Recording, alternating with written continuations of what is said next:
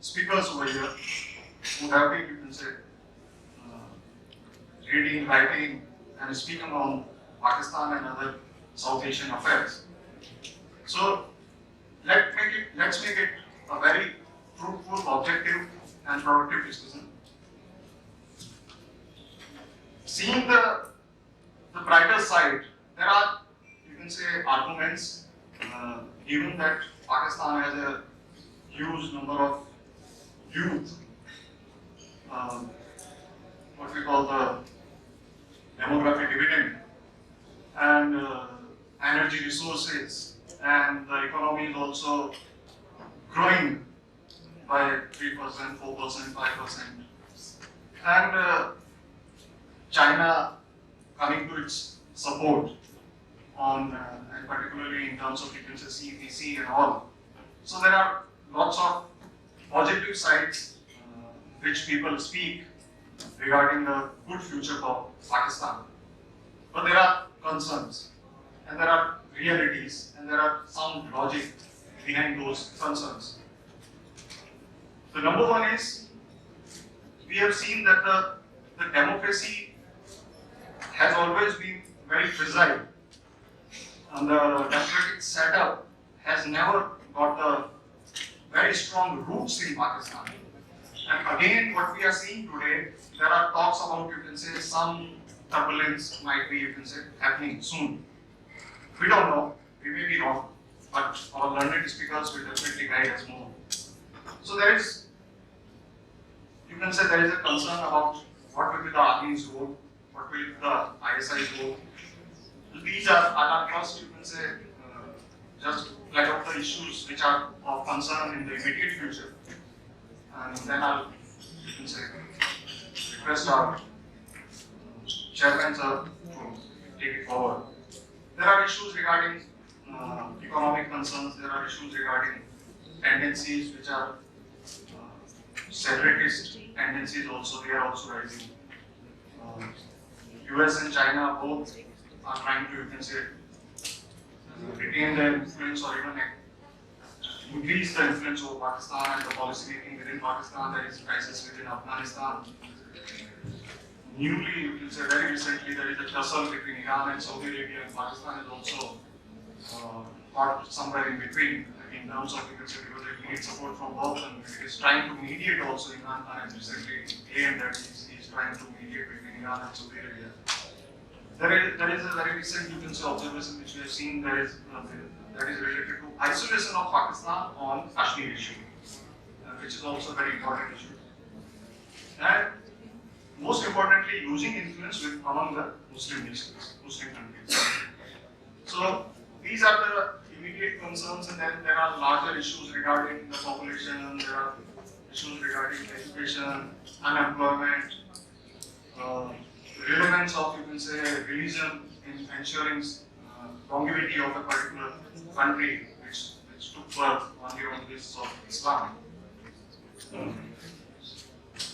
Internal conflicts also, which are also we are seeing in longer term, they are might be, you can say, more problematic. China's influence is also increasing, and how it is going to play out for Pakistan's future, that is also an important issue.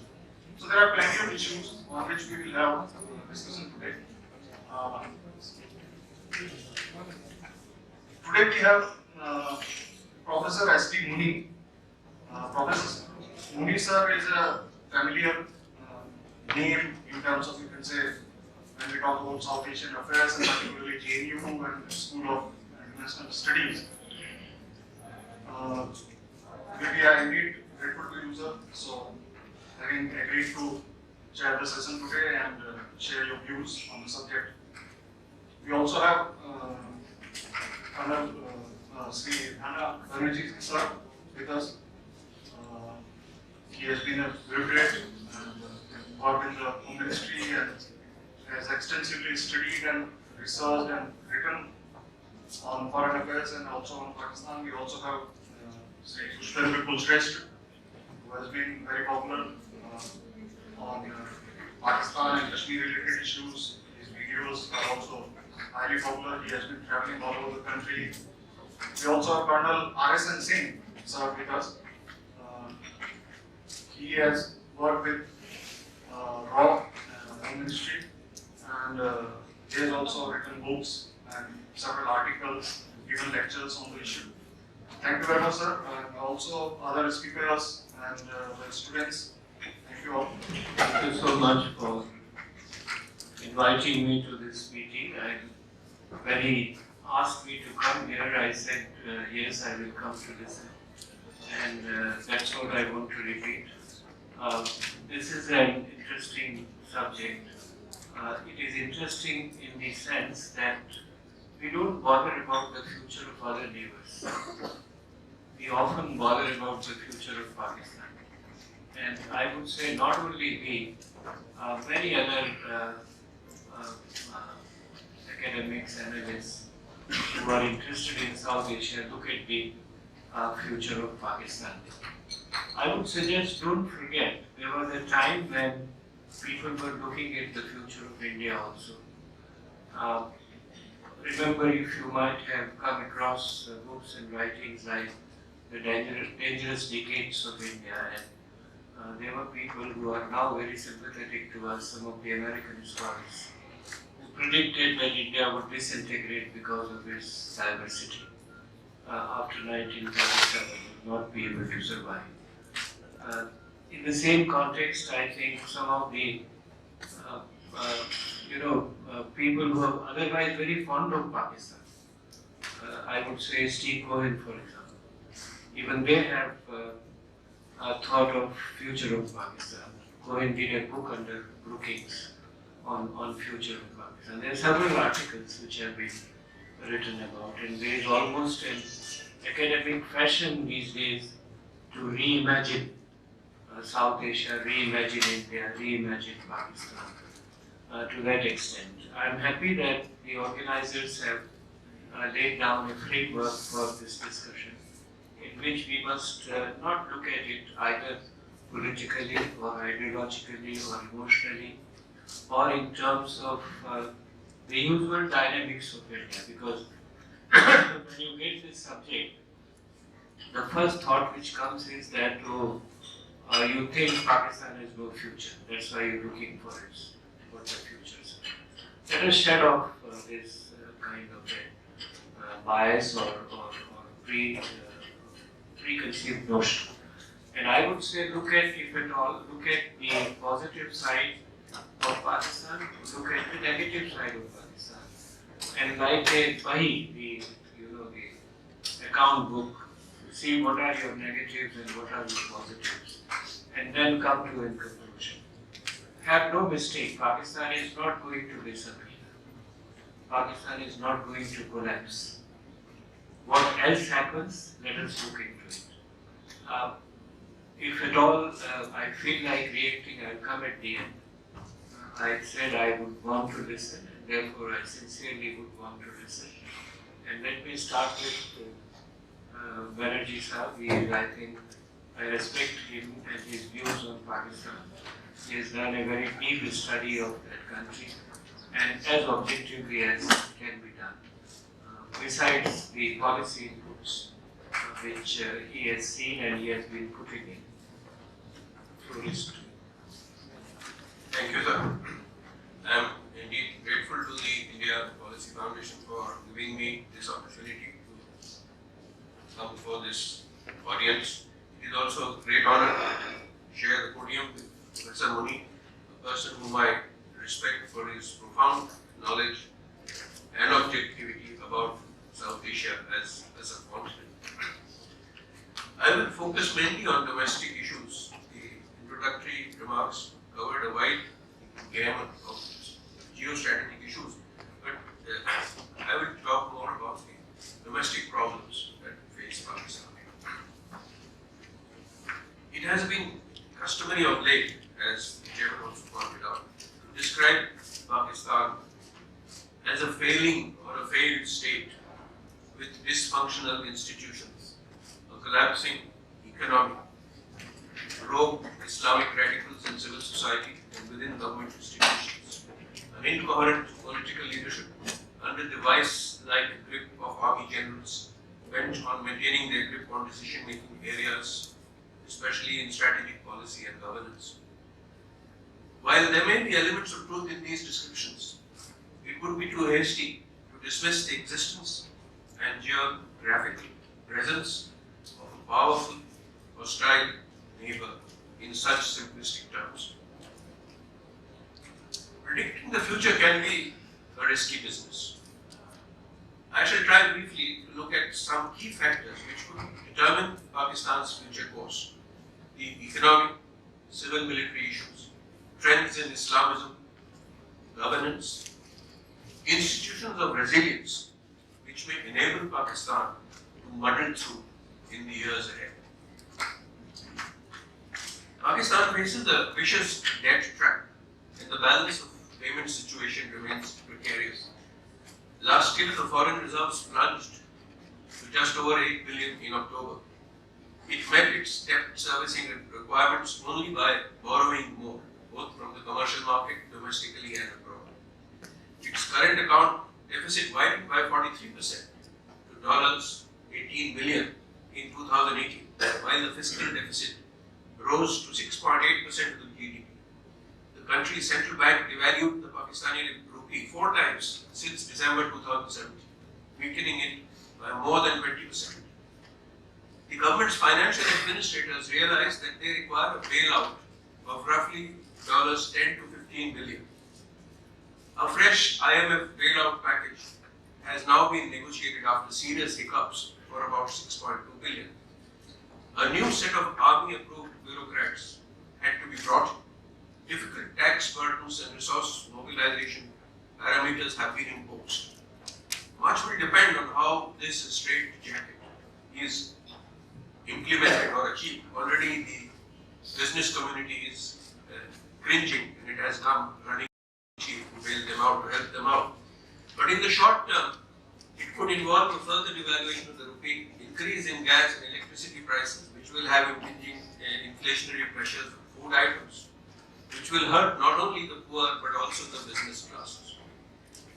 So much for the economy. Civil military dissonance. Now, the army's dominance over civilian politicians in Pakistan has been direct and brutal sometimes, indirect and thinly veiled at other times. Pakistan may take long to recover from its lingering effects. The army succeeded in casting itself as a guarantor of the state's integrity, but in days to come, it would have to balance carefully its quest for security against its need to develop economically. The country's leadership, both civil and military, may require to ask themselves if investment in defense has effectively purchased its security. Pakistan's military doctrine, such as it is caught between the rock of India and the hard place of its internal threats and economic difficulties. Coping with militancy in the federally administered tribal areas produced massive changes in the mindset of the Pakistan military. This is not realized very much here in India, particularly among its younger officers. All younger officers received battle inoculation in counter-insurgency operations in the FATA, so this coin operations. Their perspectives as a result changed somewhat. Inbred terrorists who started attacking the army became the arch enemy, not India alone. Nevertheless, in sheer military terms, Pakistan's defense forces, and this is also something we tend to easily forget, Pakistan's defense forces, especially its army and air force, remain professionally capable to fight against its resurgent eastern neighbor under conditions of nuclear overhang. Now, this is a complicated subject. If there are any specific questions, I can come back to it, dwell on it in further detail. Presently, Pakistan faces a divided opposition which is having to stand up to one-sided accountability.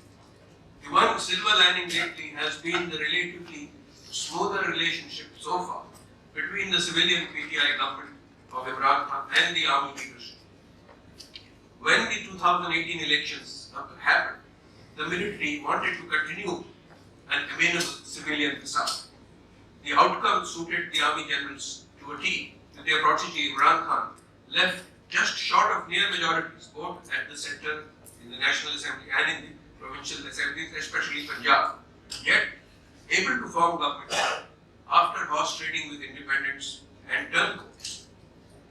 Though both Muslim League Nawaz and People's Party won several seats in their respective bastions in Punjab and Sindh respectively, they could not come together effectively to contest either for the post of Speaker of the National Assembly or the President.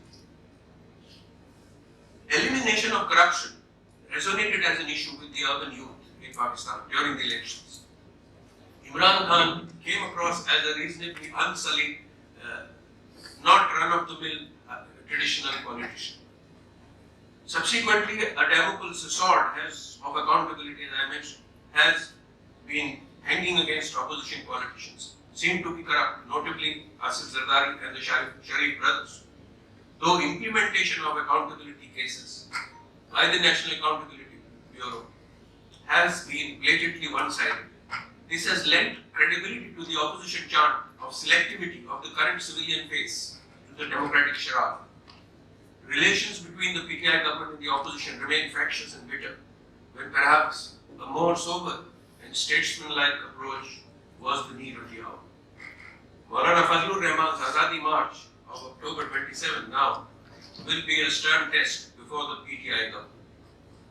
With the Army Chief General Bajwa having been given a 3-year extension, the honeymoon between the Army and Imran Khan may last as long as the latter does not take any independent foreign policy initiatives, especially in the realm pertaining to India, Afghanistan, or the United States.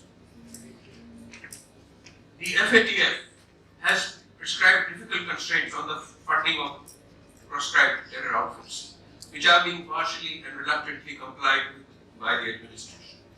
The army establishment remains committed to its plan of mainstreaming radical Islamic militant groups, which have attracted Western censure. General Bajwa and the DJISI claimed in their interaction with visiting US officials over the last few months that the mainstreaming of these outfits was a success and policies in this regard would be persisted with. We in India therefore cannot as yet predict whether this pressure alone from the West will be sufficient to push the military establishment to jettison the asymmetric option of non-state force multipliers against India. We should have no illusions in this regard. In the 2018 provincial elections, there was a Barelvi surge in the voting. The Tehreek-e-Labbaik party won 2 provincial assembly seats in Sindh and 1 in Khyber Pakhtunkhwa. Overall, in the national constituencies, it received between 10,000 to 42,000 votes. This resurgence is symptomatic of a larger trend of growing radicalism among the masses, not only in most of southern Punjab and Sindh, which are traditional Barelvi strongholds, but also in central and northern Punjab, where aggressive Deobandi radicalism is now being countered and contested by groups like the Tehreek-e-Labbaik. Although political and military elites support the idea of an Islamized Pakistan, they realize also that the people prefer a relatively benign Sharia, leading discerning analysts to believe that the real debate over Islamism in Pakistan is likely to continue in a more subtle fashion, with the state ultimately controlling and shaping its outcome. I choose these words very carefully.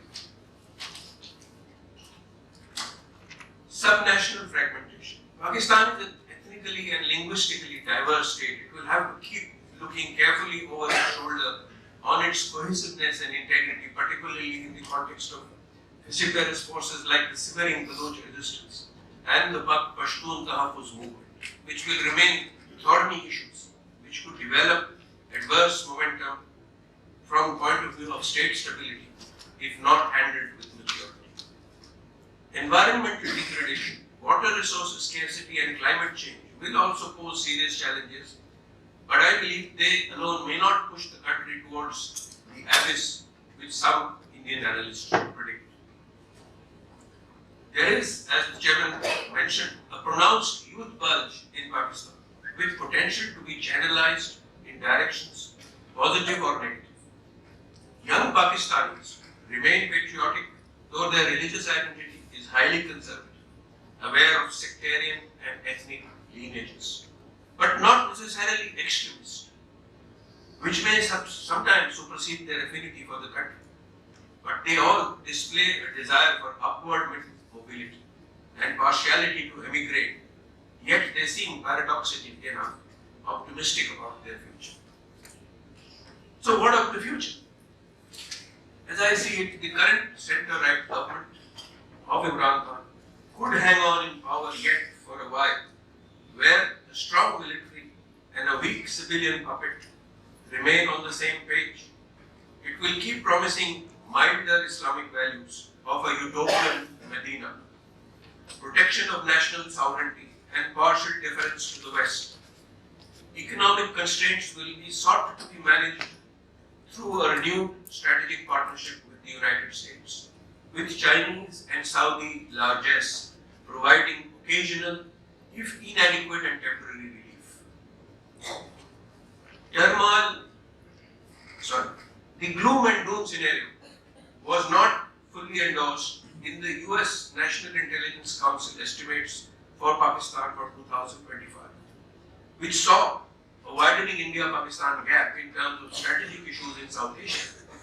This would be, however, they cautioned, accompanied by deep political, economic and social disparities in both countries, which could have destabilizing impact. Pakistan will be more fractious, isolated even, and remain dependent on external financial aid. Turmoil in Afghanistan and Kashmir could have unpredictable spillover effects, though aggressive, preemptive, retaliatory action by India. Again, these are words I have chosen with great care. Aggressive, preemptive, retaliatory actions by India or frequent political rhetoric in this regard may prove to be counterproductive. Engagement in dialogue, knowing full well the behavioral proclivities of our geographically recalcitrant but potent neighbor, may have to be undertaken. In the long term, India has to see a stake for itself in the survival of a moderate, stable Pakistan, which moves ever so slowly towards a more acceptable form of democracy. Thank you. Thank you. Thank you, Mr. Banerjee. May I now request Dr. Singh to share his views, please? Professor Muni, ladies and gentlemen, well, future of Pakistan, of course we are not soothsayers, but remember that nobody in 1969 predicted that Pakistan would be split into two in 1971. At least I haven't come across any such idea. We only discern the pattern, the trajectory that Pakistan is taking, and one is free to conclude his own, come to his own conclusions, his own conclusions. So I will basically focus on military civil relations, we know the interinstitutional relationships, what is Imran's equation with military. There are many experts, you read it in the newspapers every day. But I just want to focus on certain fundamentals. And the fundamentals is that when Xi Jinping met Mr. Modi in the recent Mahabalipuram summit, there was a lot of accent and emphasis on civilizational links. The Chinese take not right in their ancient civilization, and I hope we also do. But somehow where is the civilizational link with Pakistan? Because Pakistan has repudiated its civilizational relationship with India. So it is a country which is in search of, a search of identity, and identity has been very elusive. And ladies and gentlemen, let me tell you, a person without identity or any entity with identity is the most dangerous commodity on this earth. Aitaz Hussain Hassan has written a book, The Indus Saga. You must read this book. And what he says that to deny your national identity is dangerous or unfortunate. But it is disastrous. It is disastrous if you are looking for an extraterritorial identity, then you are vulnerable to manipulation. And that is what is happening with Pakistan. For example, I must give you this example. He has been in Lahore so many times, he was working for 15, 16 years in Pakistan. In Lahore, if you visit Lahore, I mean, symbolism of Allama Iqbal is everywhere. But you go to Takshila, Chanakya is missing. Chanakya, which used to offer 63 disciplines, those days also they had a medicine course of 7-8 years in Takshila. And it boasted of so many scholars, grammarians like Panini, etc., the commander-in-chief of your eastern part of India, and so many other astronomers, mathematicians. Now there is a village near Takshila, which actually belongs to this where Chanakya lived. There is not even a signboard there to say that this is Chanakya's village. So therefore, what Aitaz Ahsan says, that if Pakistan has to come out of the tortuous identity crisis, it must accept its Hindu past. And ladies and gentlemen, may I tell you that any Islamic country or wherever there is a significant Islamic population, there will always be a segment. There will always be a segment which will be attracted by global jihad. And this is not a new phenomenon. It has been happening for many years. You just read a report, NIA report about Jamaat-e-Mujahideen Bangladesh. Since 2007, from Assam and Bengal, they have made inroads into Karnataka, Kerala, Maharashtra. So they have been carried out rocket launcher trials in the forests of Karnataka. Now, Jamaat-e-Mujahideen Bangladesh, of course, we have a very friendly government. We have a very, benign relationship with the present dispensation in Bangladesh. But notwithstanding that, there is this global jihadi, component. There are 22 cells they have identified in Bangalore itself. So this component is very much there in Pakistan, and I don't know if there is any jihadi is fighting for Pakistan. No, he is fighting for global jihad. He is coming to Kashmir not to fight for Pakistan. He is fighting in the name of jihad. So, ladies and gentlemen, I'll just touch upon major issues. See, the whole problem in the entire Islamic world, West Asia, you look at it, everywhere it is on fire. Look at the Syrian front, look at Yemen, look at what is happening in Iraq. And why is this happening? Is that since 1400 years there has been a contest between culture and religion.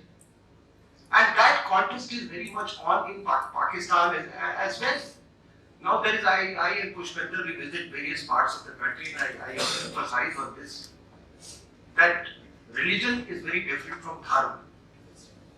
Dharma is a set of eternal values, right? A religion may tell you that, the earth is flat. Some religious book may tell you that the earth, the sun revolves around the earth like Galileo did, and he was almost, killed. But dharma will never tell you. If it tells you, this. See, the difference between religion and culture is that a culture has an architecture. And what does that architecture say? That architecture has language, literature, music, musical grammar, mythology, what do you say? Sensibilities, sacred geography,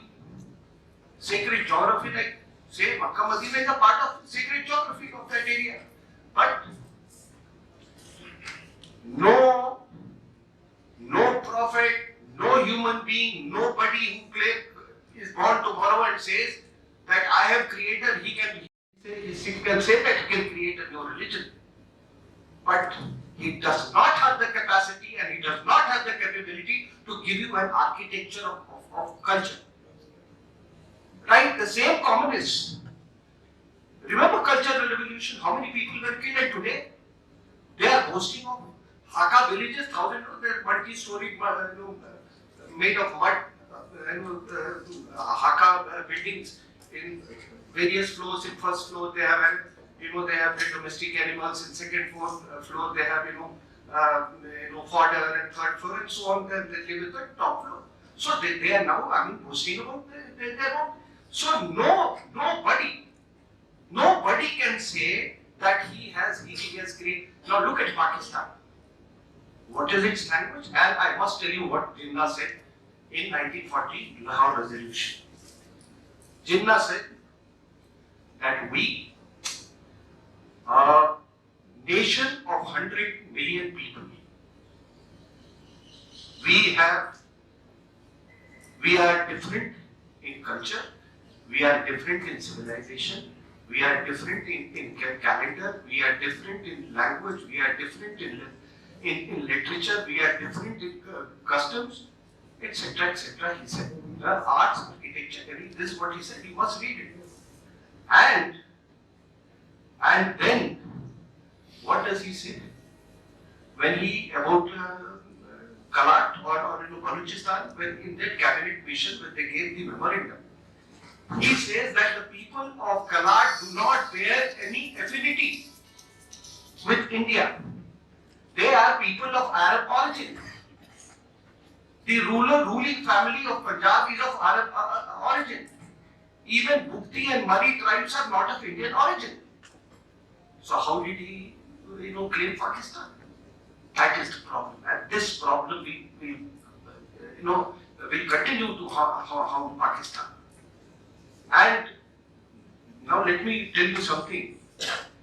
That what is a nation, what is a country, why do you decide to constitute a country?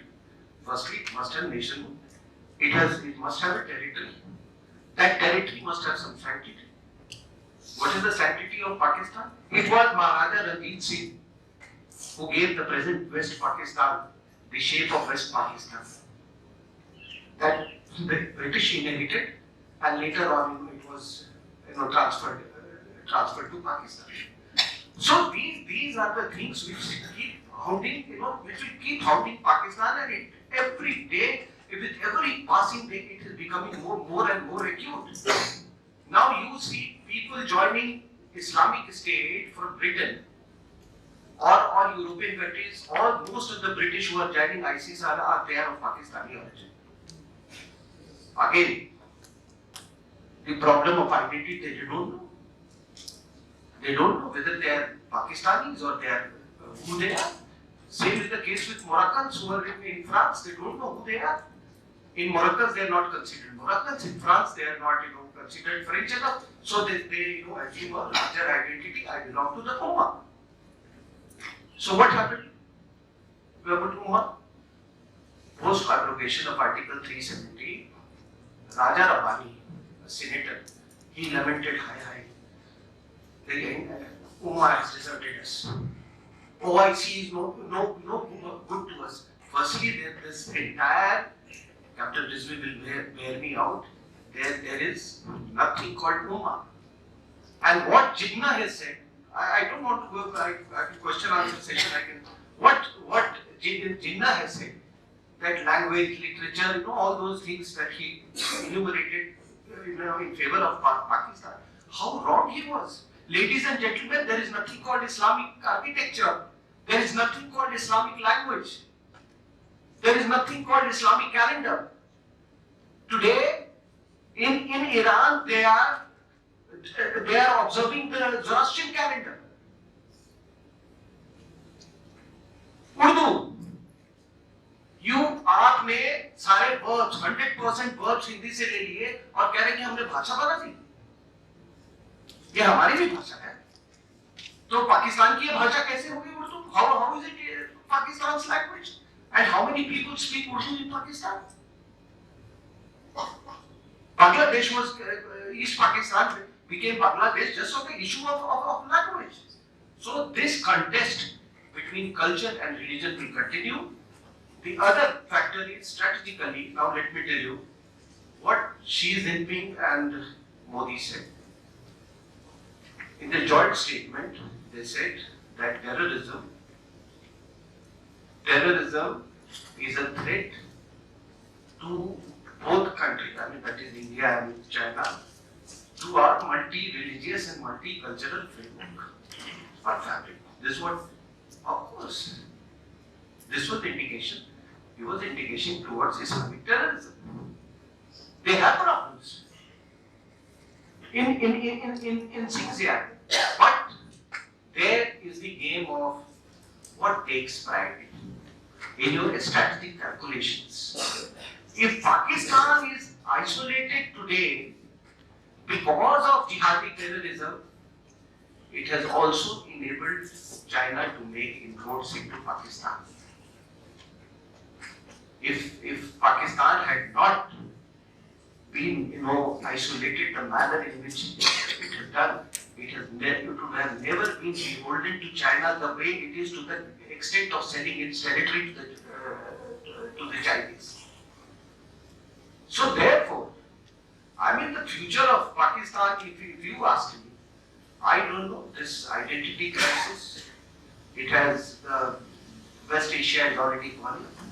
Afghanistan is not going to, mend any source. And Pakistanis will ensure that no stability comes to Pakistan. And therefore, these fires are bound to impact Pakistan as well. Tell me about yesterday. I was in Doordarshan. Ambassador Khartoum was there. I said, even without this blacklist, you tell me who's going to invest in Pakistan? Who is going to invest in Pakistan? Maybe the Chinese. And the Chinese will do it in their own terms. So therefore, economically, see the prices of essential commodities. Now so many people tell me, it's a nuclear state and all that. Well, it may be odious to compare with the ex-Soviet Union, but then, I mean, the nuclear weapons are no guarantee for constituting a nation state. A nation state cannot survive or take comfort in the fact that it has got nuclear weapons.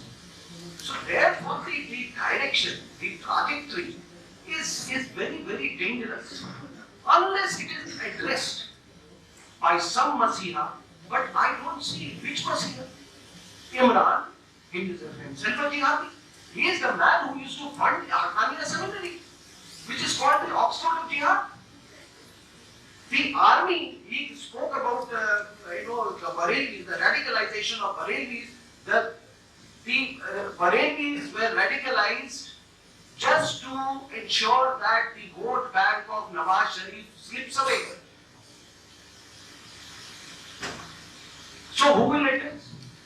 I don't expect Imran to address. And military? Not at all, sir. The military has been using jihadis as an instrument of statecraft. And I don't see that. You and I may think, because we belong to a composite culture, a different culture. But for them, I mean, you cannot blame them. It is very much, it's an Islamic ideological state, and use of irregulars or jihadis is very much part of their warfare. It happened in 65. It happened in 71. Of course, 47. In 71, they had two brigades. Jamaica Al-Shab's brigade and Al-Badr brigade. So unless some Masiha, some strong man appears on Pakistan, and addresses this, has the courage, and it requires a lot of courage. because any half-hearted attempt to dismantle these terrorist organizations will spell the dismantling of Pakistan itself. Remember this, they have traveled far from on this road. Thanks a lot. Thank you. May I now request Shri Pushpendra ji to share his comments with us.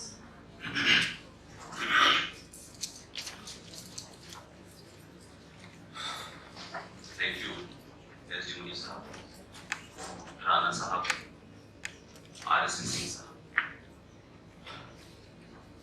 ये अच्छी बात है कि 2014 के बाद पाकिस्तान के future की बात होने लगी है,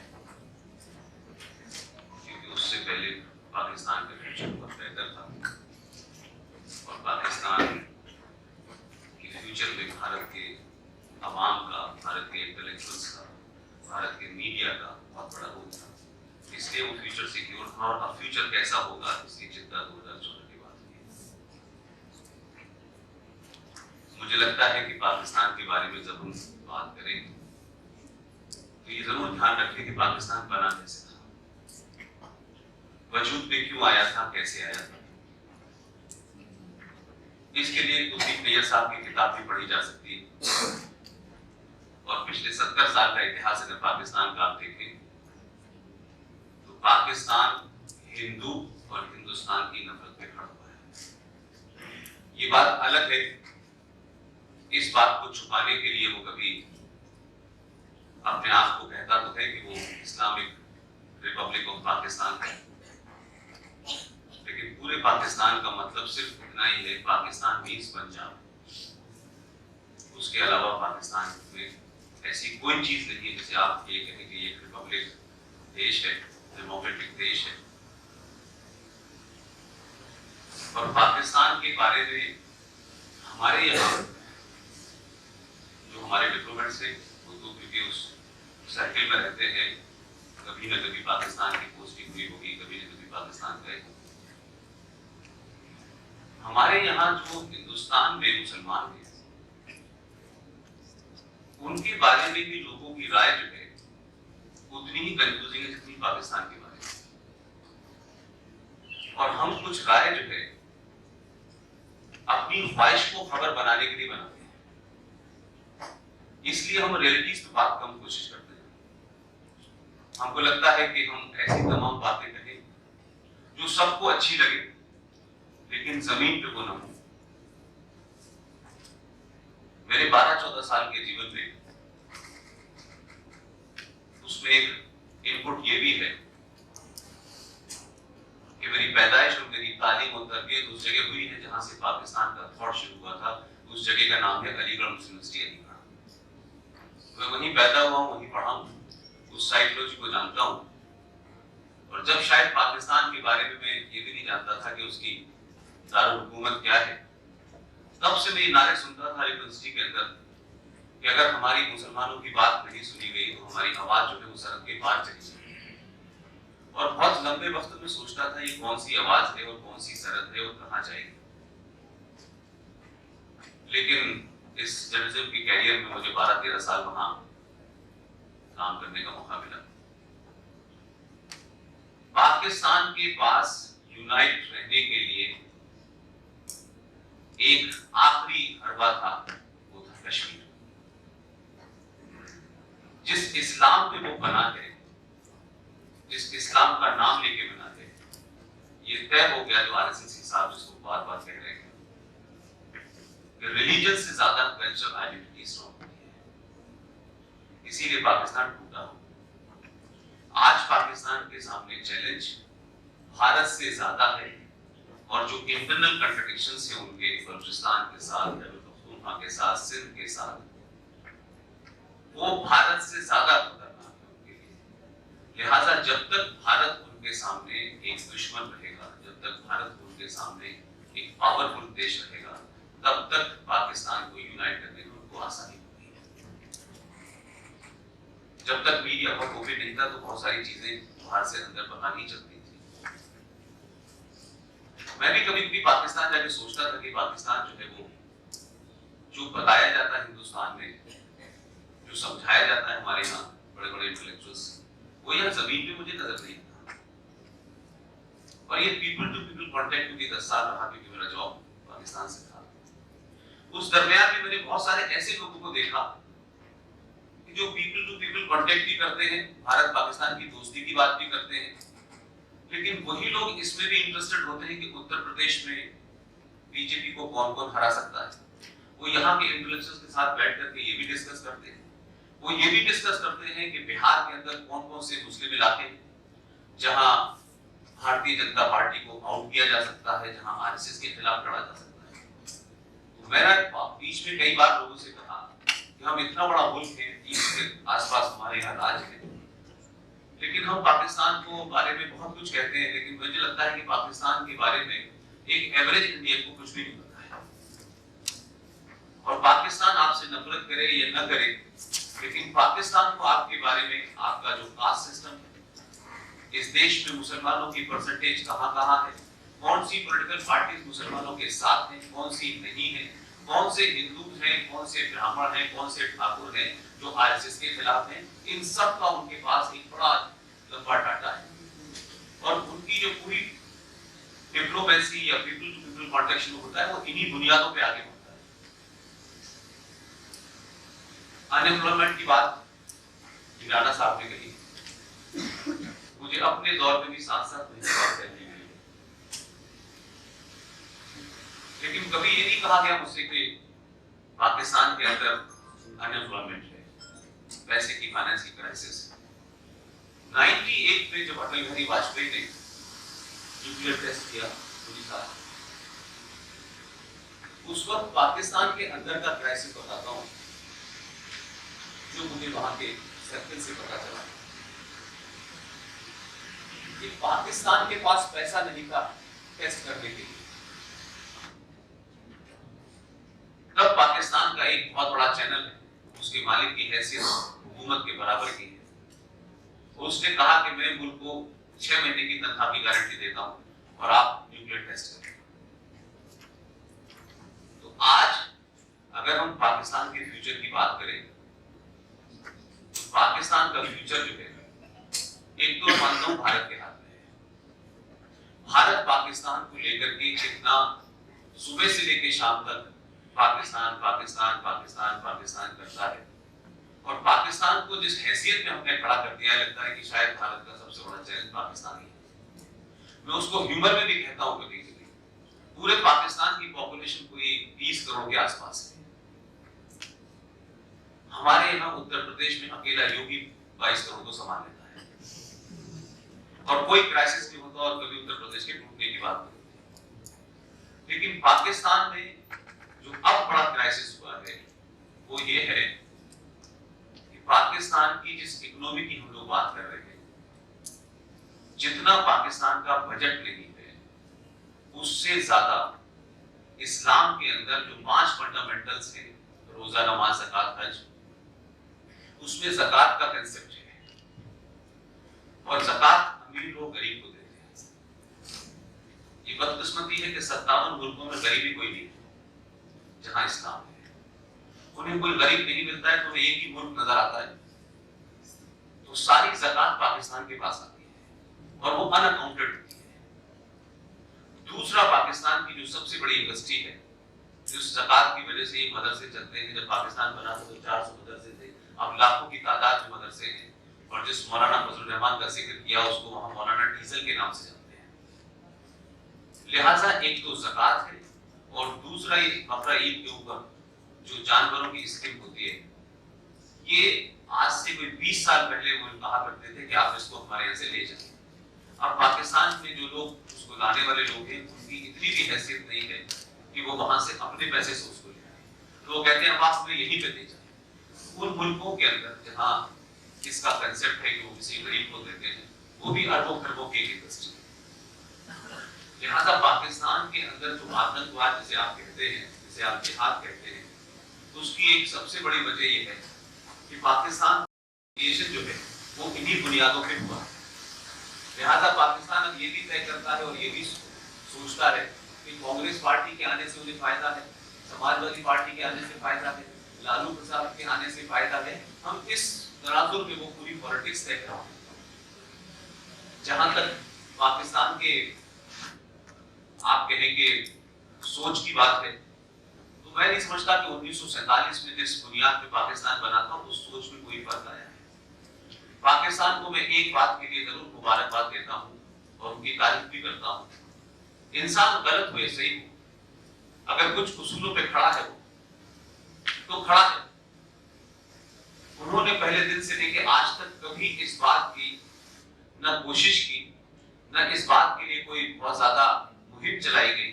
ये बात अलग है कि कुछ सर्टेन क्वार्टर में और हमारे देश में तो इसके लिए लोग दीवान की हालत कहते हैं कि ये जो भाईचारा होना चाहिए दोनों मुल्कों के बीच में, देखने में हम भी ऐसे हैं, देखने में वो भी ऐसे हैं, और वो भी ऐसे खाते हैं और हम भी ऐसे खाते हैं। ऐसे लगता है जैसे पाकिस्तान अगर नहीं बना था तो वो चिंपैंजी थे और हम इंसान थे, या हम चिंपैंजी है वो इंसान थे। भाई ऐसा उसमें क्रिएट किया जाता है कि वो हमारी तरह ही खाते हैं, दुनिया हमारी तरह ही खाती है। तो उसकी वजह से हुआ ये है कि इस इंडस्ट्री को भारत की तरफ से ज्यादा इनिशिएटिव किया गया, और ये भारत की पॉलिटिकल जो भी डिस्पेंसेशन थे उनको सूट करता था कि ये इंडस्ट्री चलती रहे, कि भारत पाकिस्तान के बीच में दोस्ती होनी चाहिए। लेकिन 3 युद्ध जो लड़े गए उसमें आखिरी युद्ध 71 का था। उस 71 के बाद ये तय हो गया कि भारत के साथ पाकिस्तान कन्वेंशन युद्ध नहीं लड़ सकता। आप सोचिए कि ये जो पीस की इंडस्ट्री थी ये लगातार जारी थी, और यहां तक हाल था कि कुछ लोग तो हुकूमत में इतने मजबूत थे कि चीजें तय करा देते थे उस इंडस्ट्री की वजह से।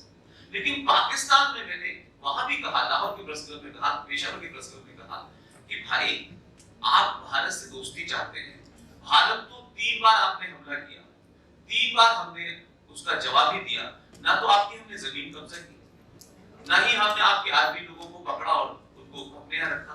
लेकिन आपकी पॉलिसीज में पीस भारत के लिए क्या है, आप ये तो तय करें कि आप हमें देने क्या चाह रहे हैं। तो पूरा पाकिस्तान और पूरा मीडिया उनका सब कुछ बात कर लेगा, लेकिन कश्मीर के ऊपर जो आईएसआई का स्टैंड है वही वहां के मीडिया का स्टैंड है, वही इंटेलेक्चुअल का स्टैंड है। ये बात अलग है कि हमारे यहाँ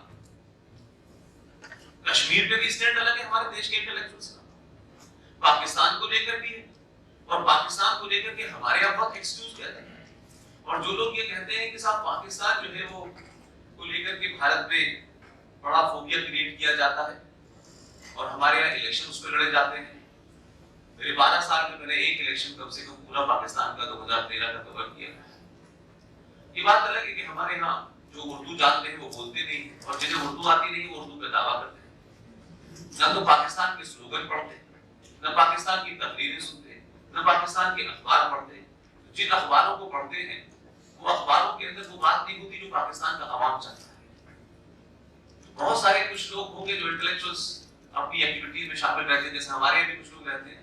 एक उनका ग्लैमर है लाहौर की सड़कों पे घूमना, फूड स्ट्रीट पे खाना खाना, गाने बजाने की बात करना।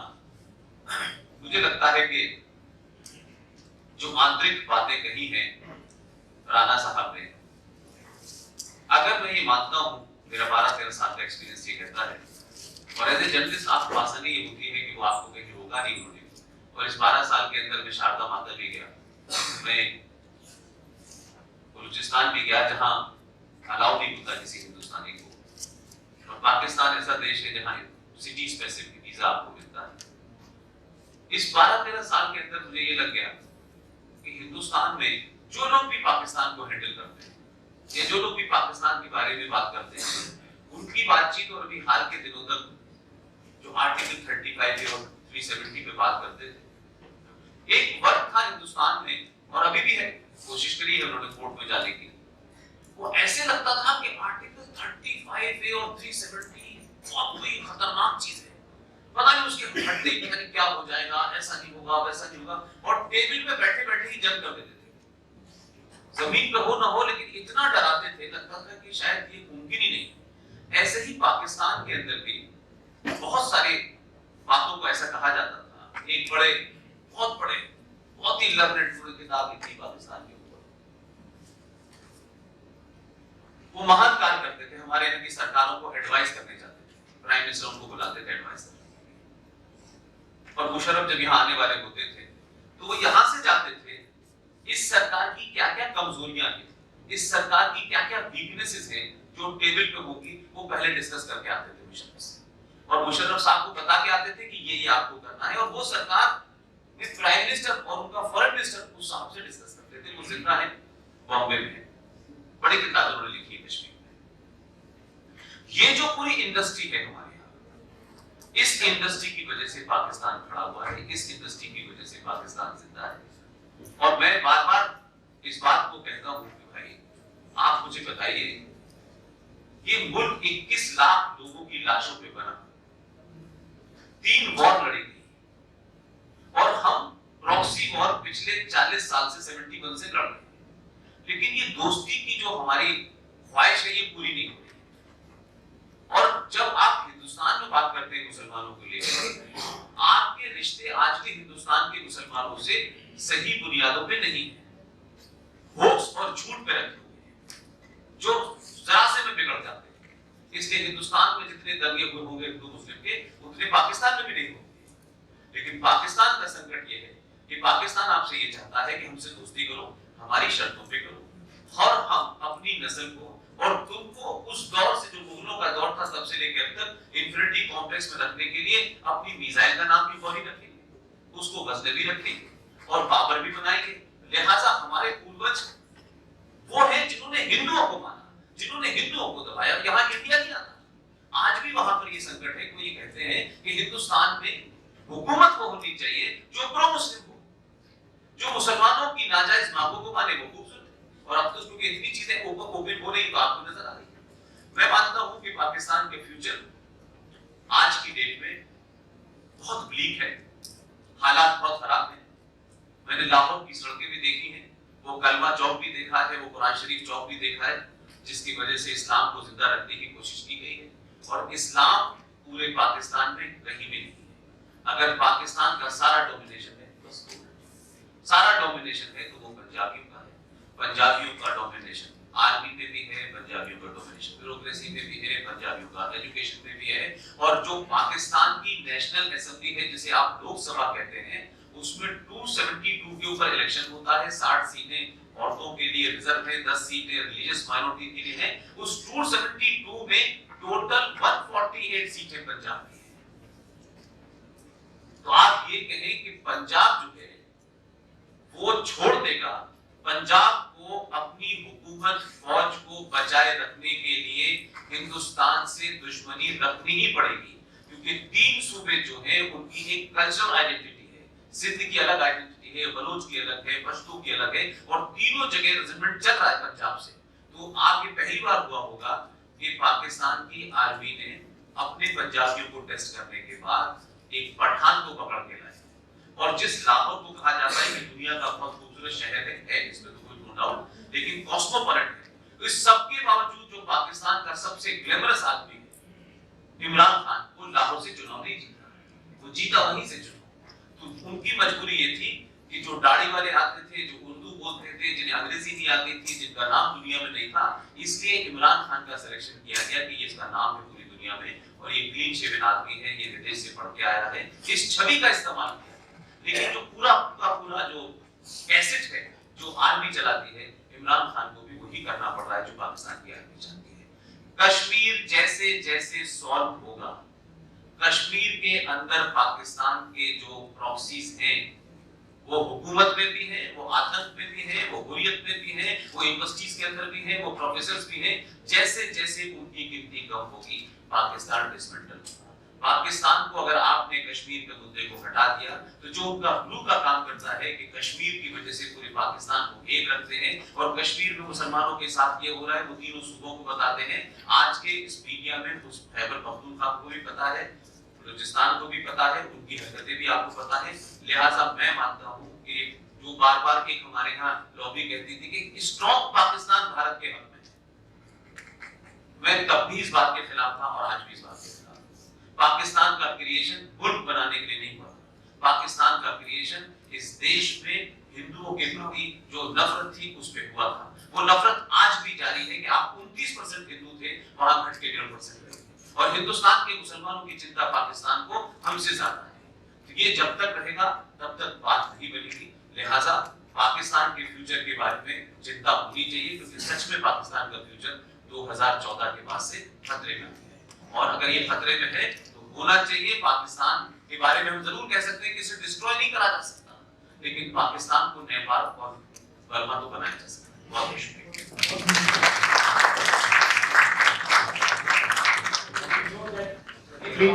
Please identify yourself. I'm Shreyas and I'm a student in Delhi University studying. Now it's Shreyas. I'm studying political science in University of Delhi. I'm doing my bachelor's there. My question is, anybody can answer. That in Pakistan administered Kashmir, we know that 97% of the people there are non-Kashmiris, and there's a huge conflict between the civilians and the military in Indian administered Kashmir. So, possible, or is it true that the main idea or driving radicalization happening in Indian administered Kashmir is heavily driven by Pakistan, and our media in our own country and the world is not admitting it, and it is always pointing a false narrative of our own military. There are some hands there. Yes. बोले आप. My name is Jatin. I'm from Jamia Millia Islamia, student in media governance. now there is question with मेरा नाम जतिन है, मैं जामिया मिलिया इस्लामिया से हूँ, वहाँ से मीडिया गवर्नेंस का छात्र हूँ। मेरा सवाल ये है कि क्या पाकिस्तान ने सोशल मीडिया में, इंटरनेट में अपना सेवियर फाइंड कर लिया है कि उसके प्रोपेगेंडा को वो बार बार चला के जिस तरह से भारत विजय के सपने दिखा रहा है, वो इसी तरह से दिखा के वहाँ के लोगों को और डिस्ट्रक्शन की तरफ लेके जाएगा, ताकि उसकी इकोनॉमी और जो बद हालात हैं वो सामने ना आए। और दूसरा मेरा इसी में छोटा सा एक और सवाल है कि जो एक सोच पाकिस्तान को लेके अलग हुई थी, उसी सोच को आज भारत में कई मुसलमान ये कहते हैं कि सेंसिटाइजेशन ऑफ मुस्लिम हो रहा है, जिससे बचने के लिए हमें अपना कल्चर और उसको अलग रखना है। तो क्या ये दोबारा हमें एक और पार्टीशन की तरफ लेके जा सकती है? जी हाँ. Thank you for the recognition. My name is Anand and I'm a postgraduate scholar in international relations. A huge fan of you, sir. I have seen you in Jamia on multiple occasions. I have two crisp questions, the link to being format which you are requested us to ask questions. The two main points from this talk were, A, that we are too focused on Pakistan that we ignore other neighbors, and B, that while Pakistan cannot be completely destroyed, it can be brought down to a status which is very manageable for our foreign policy as well as military capabilities. My first question here is that is this why our eastern neighbors, especially Bangladesh, Bhutan and even Nepal, have an issue with us because our foreign policy is too focused towards Pakistan and Afghanistan? And B, this is specifically to what Pushpinder sir said, if we bring Pakistan to the category of Nepal or Burma, it is easily manageable. Sir, Nepal is, with the Chinese, and it's also denying Indians or the Indian foreign policy to work to its fullest extent. Do we really need that after the kind of policies and the kind of relationship we've had with Pakistan? Thank you. There was a hand here. मेरा नाम प्रदीप चौधरी है। मेरा सवाल कुछ है। आज जो देश में माहौल चल रहा है, एक और अगर आप पाकिस्तान की बातें कर रहे हैं या दूसरी बातें कर रहे हैं, उसमें दूसरा पक्ष बोल रहा है कि ये आर्थिक मुद्दों से हटाया जा रहा है, राष्ट्रवाद को जान बुझ के हवा दी जा रही है। तो हमारे लिए राष्ट्रवाद महत्वपूर्ण है, जो आर्थिक स्थिति चली है देश में आज वो महत्वपूर्ण है। मेरा नाम अमित श्रीवास्तव है और पुष्पेंद्र सर से मैं जानना चाहूँगा कि सर आप तो अलीगढ़ मुस्लिम यूनिवर्सिटी में रहे हैं, वहीं जिस विचारधारा से पाकिस्तान का जन्म हुआ था, पाकिस्तान चाहे जो हो उसका फ्यूचर, मेरा कंसर्न ये है कि भारत में भी वह विचारधारा बड़ी तेजी से बढ़ रही है। पिछले कुछ महीनों में आप देखेंगे कि कई जगह पे मोटिवेटेड मर्डर्स एंड क्राइम्स हो रहे हैं, नॉर्थ इंडिया से लेकर साउथ इंडिया तक। तो क्या वो विचारधारा जो बढ़ते ही जा रही है और उसको एक तबका हमारा सपोर्ट कर रहा है सेक्युलरिज्म के नाम पे, क्या भारत के अंदर दूसरा पाकिस्तान बना देगा क्या? और क्या हम इस चीज का कोई सोल्यूशन देखते हैं। धन्यवाद। मेरा एक निवेदन है कि देखिए, देश में और दुनिया में बहुत सारे मुद्दे हैं, बहुत सारी समस्याएं हैं। आज हम पाकिस्तान के भविष्य के बारे में कुछ चर्चा करने के लिए हमारे पास विद्वान लोग हैं, तो इसलिए मेरा आपसे निवेदन रहेगा कि हम पाकिस्तान से जुड़े हुए मुद्दों पे कुछ चर्चा करें। पाकिस्तान से जुड़े हुए बहुत सारे विषय हैं। पाकिस्तान की आर्मी है, वो अपने आप में उनको बड़ा प्राइड है, वो कितनी स्ट्रेंथ है, क्या वो कितना मदद कर पाएंगे देश को एकजुट रखने में। पॉपुलेशन जिस तेजी से बढ़ रही है, तो क्या उनके पास रिसोर्सेज है। आधी जनता अनपढ़ है, उनके लिए नौकरी की क्या व्यवस्था होगी। नशा बहुत तेजी से फैला है। तो ऐसी बहुत सारी मेरे ख्याल से विषय हैं, मुद्दे हैं, जिनके ऊपर हम कुछ चर्चा कर सकते हैं। भारत में जो राजनीति और दूसरे जो विषय हैं, कहीं पाकिस्तान के भविष्य से कुछ रिलेवेंट हो तो आप बात करें, अदरवाइज मुझे लगता है कि दूसरी सेमिनार करेंगे। जी जी, थैंक यू, धन्यवाद। मेरी ऐसा क्वेश्चन, मेरा नाम प्रवीण है, मैं एम्स हॉस्पिटल नर्सिंग ऑफिस हूँ। मेरा निवेदन है कि पाकिस्तान के अंदर वहाँ इंगलास का टेम्पल है, जो कि बहुत ही प्रसिद्ध और आराध्य देवी है। हमारे राजस्थान में, मोस्टली राजस्थान में और नॉर्थन गुजरात में कम्युनिटी होती है, चारण कम्युनिटी, उनके लिए सबसे सर्वश्रेष्ठ आराध्य देवी है। जिस तरह से मुसलमान धर्म के अंदर मुस्लिम को एक बार मक्का मदीना की यात्रा करनी अनिवार्य होती है, उसी तरह चारण कम्युनिटी माता हिंगलाज की यात्रा करना अनिवार्य होती है। अन्यथा अगर किसी चारण शख्स की मृत्यु होती है तो ऐसे कहा जाता है, एक आवाज आती है घाटो, घाटो इन द सेंस पत्थर। तो हमारे लिए उसके लिए क्या कॉरिडोर बन सकता है, क्या सुविधाएं हैं? और पाकिस्तान के ये भी भारत की नीति से सवाल रखता है। Just a minute. Please. I was just listening to your speech. I am Mamta Srivastava, I'm a journalist. I was listening to the speaker, the last speaker. He said that, like, it was Indian media which was keeping Pakistan alive. It's sort of inferred from that there is a lobby which is very strongly keeping that alive.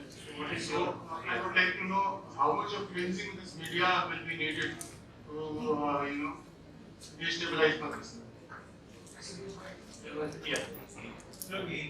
आप बोलिए। हमारा नाम PT Kumar है। खड़े हो जाइए। मेरा नाम पिंटू कुमार है। हम मोतीलाल नेहरू कॉलेज सांध दिल्ली यूनिवर्सिटी में इतिहास के प्राध्यापक हैं जी। और हमारा छोटा सा सवाल है पुष्पेंद्र जी से। पुष्पेंद्र जी ने कहा कि पाकिस्तान का जो भविष्य है काफी हद तक कश्मीर से जुड़ा हुआ है। तो अभी फिलहाल ऐसा लग रहा है कि कश्मीर का इशू जो था वो सोल्व हो चुका है। तो क्या पाकिस्तान का जो भविष्य है वो किस तरह से वहाँ पर कनेक्टेड आपको दिख रहा है? क्योंकि अभी आर्टिकल 370 के खत्म होने के बाद जो पॉलिटिक्स या जो राजनीति खेली जा रही थी, पाकिस्तान कश्मीर को लेकर के खेल रहा था, उसमें अभी के परिप्रेक्ष्य में पाकिस्तान का भविष्य और उससे जुड़ा भारत की क्या नीतियाँ होगी, उस पर भी थोड़ा सा प्रकाश डाले तो।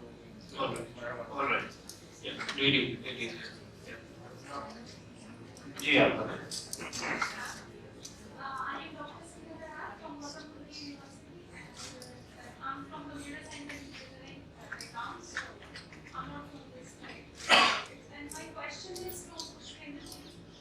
So as this peace industry, which was very much active before 2014 elections and the results and the steps which will be taken towards the solutions of Kashmir issues.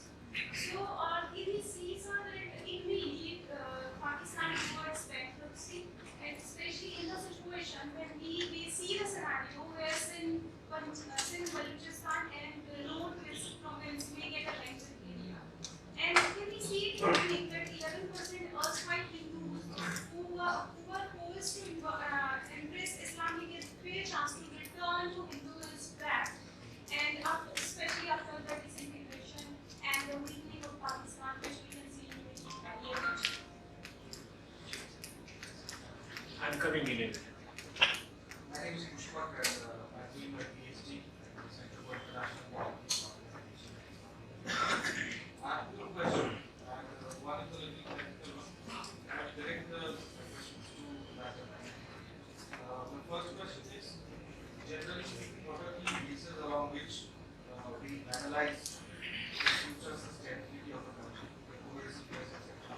So, if you would like on that. And secondly, towards the end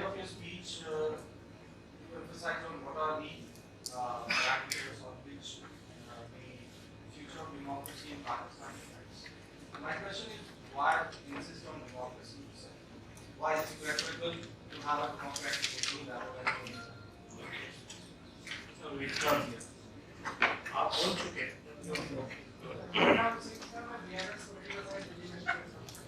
मेरा question है क्या हो सकता है ये idol culture create किया गया काफी सारे लोगों के बीच में पॉलिटिकल लीडर क्रिएट करके असली मुद्दों से उसको बताता है कि वो तस्वीर पेश कर सकते हैं तो क्या डिसइंटीग्रेशन की पॉसिबिलिटी जो पाकिस्तान और फैसिलिटेट नहीं हो सकता तो क्या बेरोजगार क्या पॉसिबिलिटी की संभावना है जी हाँ. Just I'll come to it. Please. Right. अच्छा, thank you very much money साहब, बहुत अच्छी बातें सुनने को मिली. मेरा नाम फिरोज अहमद है और मैं मौलाना आजाद नेशनल उर्दू यूनिवर्सिटी हैदराबाद का चांसलर हूँ. सुनने आया था, पूछने नहीं आया था, लेकिन सबकी बातें सुनी तो थोड़ा तजस्सुस हुआ. मैंने सवाल मैं भी पूछ लूँ. एक छोटी सी मैं रिफ्लेक्शन के बाद सवाल पूछूंगा. जब भारत की तकसीम हुई हिंदुस्तान और पाकिस्तान में, पाकिस्तान तो एक इस्लामिक देश बन गया, चलो वेरी गुड. उसी टाइम अगर हम सोच रहे थे पंडित जी ने इसको सेकुलर देश बना के बड़ा अच्छा काम किया है, लेकिन अब समझ में आ रही है बात वो बहुत बड़ी गलती थी.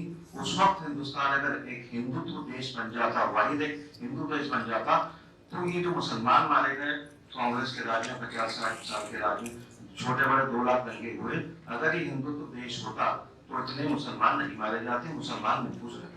अब मेरा सवाल ये है, पुष्पेंद्र जी ने भी कहा था कि हमारे हिंदुस्तान में कहीं ना कहीं छोटा मोटा पाकिस्तान बसा हुआ है उन लोगों में, जैसे मणिशंकर है, अगियरन कंपनी है, मैं नाम लेके बात करता हूँ, आपकी बात करता हूँ, मेरी अपनी कम्युनिटी से कुछ लोग हैं, मैं तो खैर ऐसा नहीं हूँ. तो मुझे छोटा पाकिस्तान हमारे यहाँ बस रहा है लुटियन जोन्स में. हम तो कोशिश करते हैं समझाने की, हमने को ठेका नहीं ले रखा बताने की, लेकिन इसको कैसे कंट्रोल किया जाए समझा सकते हैं, मारपीट नहीं कर सकते, खत्म नहीं कर सकते, जान नहीं ले सकते, दुनिया में नहीं हो सकते. ये हमारे सीने में जो है मूव करेंगे, क्या वो मुहावरा है, तो किस तरह से एजुकेट किया जाए, किस तरह से इसको कंट्रोल किया जाए. Thank you. बहुत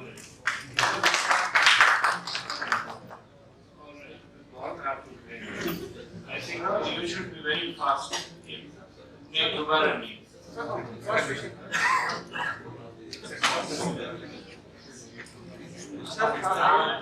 देखिए पैनलिस्ट ये चाहते हैं कि अभी तक के सवालों का एक रिस्पॉन्स दे दिया जाए. तो दूसरा राउंड लेंगे, लेकिन जल्दी होना चाहिए, बहुत देर नहीं रुक सकते. अब we have another half an hour at the most. I think let me have the first round of responses, but I would want the responses to be very brief and sharp, because if we go into long, then the time management will be, और chairman का एक ही काम होता है अपनी जुबान बंद रखें और वक्त देखते रहें. तो let me start with Pushpendra ji because most of the questions were for you. मेरा कहना यह है कि भारत के अंदर मुसलमानों को लेकर के जो बात आपने कही कि सेकुलर भारत बना, सेकुलर तो बेसिकली देश में सियासी जरूरत के लिए 1976 में बना और भारत को किसी ने हिंदू राष्ट्र बनाने की बात नहीं कही. लेकिन मेरा सिर्फ इतना ही सवाल है कि भारत को मुसलमानों को बर्मा से आई हुए रोहिंग्या मुसलमानों की चिंता है. आजाद मैदान में आप 2.5 लाख लोगों का जुलूस निकालते हैं, आर्मी के शौर का बना हुआ जो प्रतीक है उसे तोड़ते हैं, 5 गाड़ियों में आग लगा देते हैं, पुलिस वाले मारे जाते हैं. बर्मा से आए हुए रोहिंग्या मुसलमानों के लिए अगर आपके पेट में दर्द है या तकलीफ है तो ये तकलीफ आपकी उतनी उनके लिए भी होनी चाहिए थे जो लोग अपने ही देश में अपने ही मूल निवासी होकर के मुसलमान और इस्लाम और मजहब और मस्जिदों का सहारा लेने के बाद 5.5 लाख कश्मीरी हिंदू पंडितों को जब निकाला गया था तो ये धरना इसलिए हिंदुस्तान के मुसलमानों की सेलेक्टिव रिलेशन पाकिस्तान को ताकत देती है. यही मेरा कहना है. अब आप कहें कि वो क्यों लेता है क्यों नहीं लेता है, आपने तो अपने सगे भाई बहन जो हिंदुस्तान से पाकिस्तान चले गए 27,000 मुसलमानों को कराची में मारा गया, लेकिन इस देश में एक धरना प्रदर्शन नहीं हुआ. लेकिन यहाँ के मुसलमान फलस्तीन में लगने वाली गोली के लिए बहुत चिंतित होते हैं. तो ये जो डबल स्टैंडर्ड है इससे पाकिस्तान को ताकत मिलती है. दूसरा अभी एक सवाल किसी ने पूछा कि वो पाकिस्तान को, मैंने कहा कि आप चाइना को नेपाल या भूटान बनाते तो वो चाइना. यहाँ मेरा नोशन ये नहीं था कि आप नेपाल के रिश्ते चाइना के साथ होंगे और वो दिक्कत होगी. पाकिस्तान की सारी स्ट्रेंथ और सारी ताकत वहां की आर्मी के पास है, और आर्मी जो है पूरे तौर से आर्मी कम जिहादी ज्यादा है, इस्लामिक फंडामेंटल से गवर्न होती है। जब तक आप उस आर्मी का मोराल नहीं तोड़ेंगे, जो बात इंदिरा गांधी ने अपनी किताब में भी लिखी है कि जब पाकिस्तान की आर्मी का मोरल टूटेगा तभी आप बातचीत करने के टेबल पर जाएंगे। पाकिस्तान की आर्मी का मोरल न टूटे, इसकी सिर्फ एक ही बात बताता हूँ, वहां की सोसाइटी फिर भी वाइब्रेंट है। उसामा बिन लादेन से पहले उस दौर में मैं वहां जाता था तो वहां अक्सर कारों के ऊपर our army the great army ऐसे करके लिखा होता था। मैं लाहौर से एंटर करता था तो जो पीछे ग्रेफिटी लिखी होती है बसों पे और 3 व्हीलर्स के बीच में, उससे मूड पता चलता है। पाकिस्तान की लोएस्ट 71 के बाद हुई पोजीशन है, और अभी हाल के दिनों में जब उसामा बिन लादेन को बाबरची खाने से उठा के अमेरिका ले गया तो पीछे लिखा हुआ था कि मेहरबानी करके औरत धीरे बजाएं, पाकिस्तान आर्मी सो रही है। तो मेरा कहना यह है कि आर्मी के ऊपर सबसे ज्यादा है। और कश्मीर की बात, एक और सवाल पूछा गया कि कश्मीर के बारे में कहा गया कि 35 में 370। मेरा सिर्फ इतना कहना है कि कश्मीर को लेकर के पाकिस्तान में ये जो कहा गया कि आयरन कर्टेन है और वो ध्यान बढ़ाने के लिए, ये सब बड़े अच्छे लगने वाले जुमले हैं। पाकिस्तान बहुत बड़ा मुल्क नहीं है, उतने सारे लोग, ऐसा नहीं कि वहां लोगों को पता ना हो। पाकिस्तान की जो सबसे बड़ी प्रॉब्लम है कि there is no middle class, या तो स्टिंगी रिच है या गरीब लोग हैं। तो मिडिल क्लास देश में आंदोलन लाती है, क्रांति लाती है। ये जितने भी आप आंदोलन देखते हैं कि कभी पार्लियामेंट को घेरा जाता है, सब मैनेज होते हैं, इसका कोई आवाम से लेना देना नहीं होता। लिहाजा मुझे लगता है कि कश्मीर को लेकर के जैसे ही आपकी ताकत आगे बढ़ेगी, आर्मी की क्रेडिबिलिटी कम होगी, आवाम उस आर्मी के खिलाफ बाहर आएगी और पाकिस्तान कुछ हद तक सुधर सकता है। Just आपका question, I take on this question together. ये देखिए, पाकिस्तान एक ऐसा मुल्क है, हम लोग डेली बेसिस पे मॉनिटर करते हैं।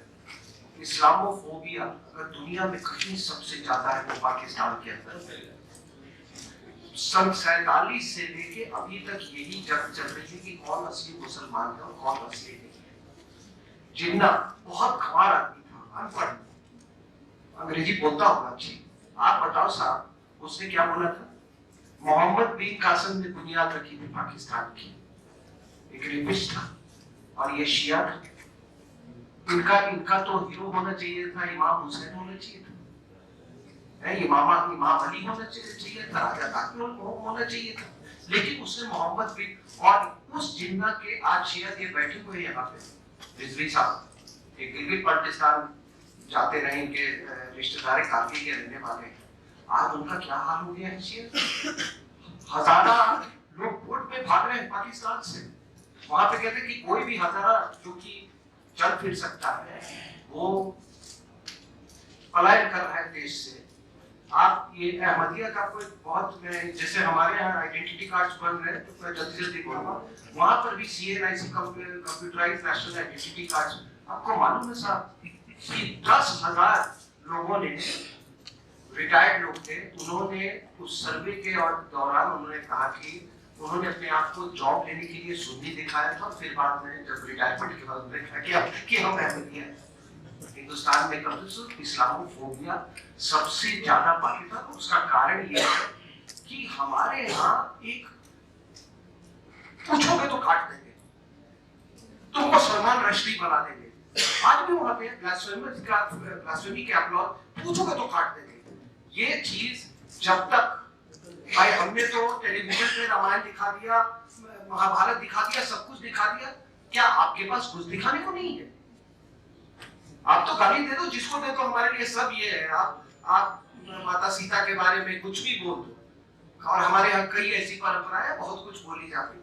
What I'm trying to say is कि जब तक आप काउंटर आइडियोलॉजी नहीं इवॉल्व करेंगे तब तक आपको निदान नहीं मिलेगा। आखिरी चीज ये हिंगला माता की, हम बलोच उसमें फ्रंट में थे, इंडो बलोच फोरम में, ये भी हमारे साथ जाते हैं। वहाँ के जितने बलोच एक्टिविस्ट बड़े प्यार से वो कहते हैं कि आपकी हिंगला माता को हमने बहुत प्यार से बचा के रखे।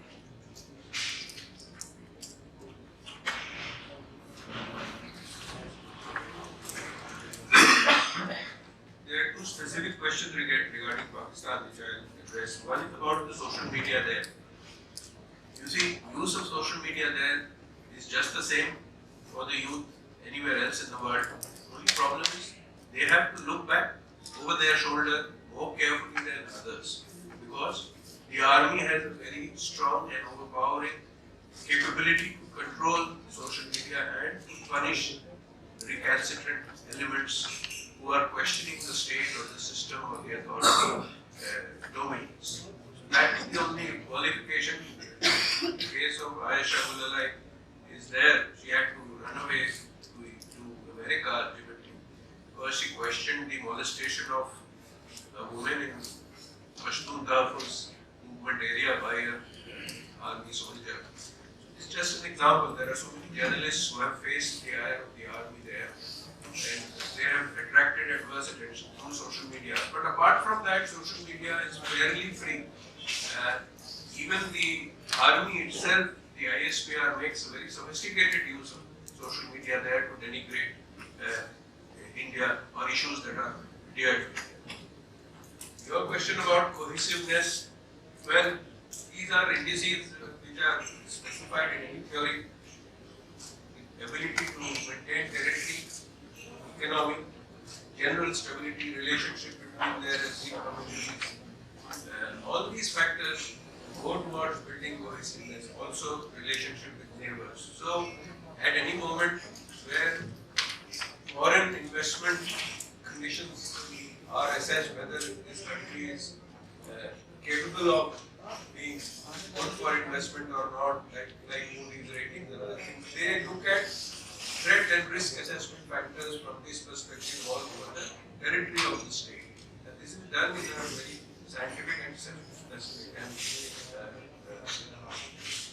shall I say, business-like manner. So this is no different from the indices of stability for any other country. Regarding why democracy, you see, the answer is also given by Vijay. Normally in an Islamic republic or Islamic state, no Islamic state really democracy has survived or strengthened or stabilized or strengthened. But why we still keep hoping as Indians, you may refer to us as the Khan market again, but the fact or the reality is that, you see, why we say that democracy ultimately would be good for, there is an aspiration of Pakistani politicians towards democracy, but they are hemmed in by an all-powerful army. But if democracy could be strengthened, then the army could be sent back to the barracks. That is the argument, and because army keeps the bogey of India present at all times, so Pakistan or the normal people of Pakistan cannot develop new ideas or attitudes towards or better understanding towards India. That is why we keep suggesting that ultimately, if democracy comes, I didn't say a strong Pakistan. I said a moderate, stable Pakistan. That is what India should work for, in the hope that democratic norms could strengthen. Nawaz Sharif was the creation of the army, but ultimately he developed mass capacity to be a mass politician. And as a mass politician, he realized the need to send the army back to the barracks. That proved to be his undoing. So did it for Benazir. But in the future, some leader may come up under some conditions who may realize that he should again make an effort to be a civilian leader in his own right. And that should be a positive or a good hope for him. Now, I'm afraid not much time. We'll take 6 questions at the most. And 1, 2, 3, 4, 5, 6. That's it. Okay. No more hands, please. Yes.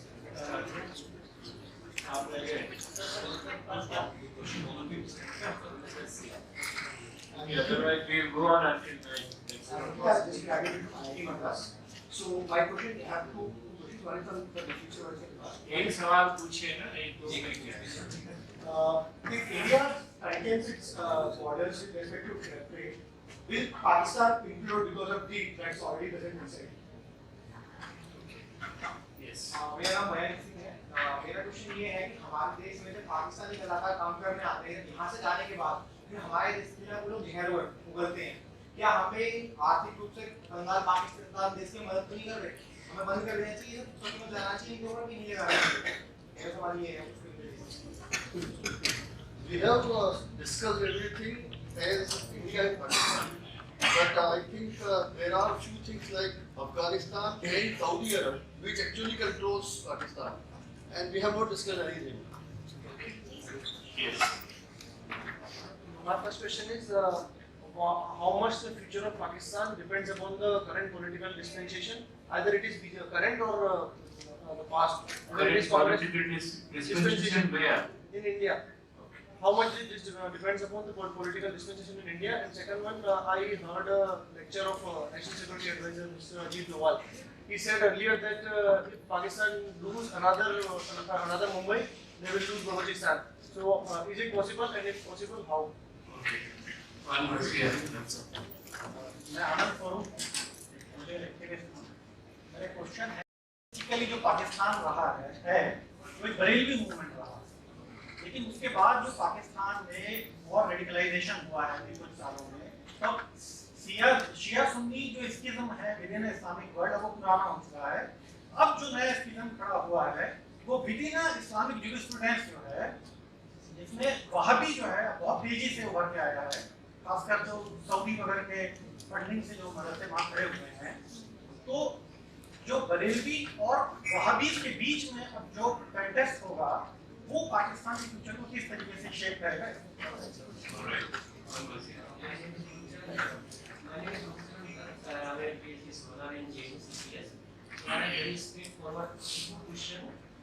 Given the limitation of time. One. Stay for us, please. Stay for us. Can we see the fight between India and Pakistan in terms of what Huntington says, clash of civilization? And the second is when many people have referred to we have Khan market gang intellectuals and people. So can we see that there has been a collaboration between the black intellectual and Islamic fundamentalism? How do you address this? Sir मेरा नाम अर्जुन जम्मू कश्मीर से। अभी जैसे 370 और 35 area था, उसके बाद एक दिन पहले जब 2G पॉलिसी बहाल हुई तो पाकिस्तान से ऐसी वीडियोस छूट गई थी, इंडियन आर्मी जो है फेक कपड़े पहना के वो जो है अटैक कर रही है कश्मीर के ऊपर। तो ऐसे फ्यूचर में भी पाकिस्तान ऐसी करता रहेगा, नहीं करता रहेगा, अपने जो है यहाँ पे डिस्टर्बेंसेस क्रिएट करेगी, क्योंकि बहुत बड़ा तबका है, इंटेलेक्चुअल तबका है इंडिया में जो उनकी बातों को सच मानते हैं, यहाँ की मीडिया में आकर के लोगों को भटकाने की कोशिश कर रहे हैं। तो फ्यूचर में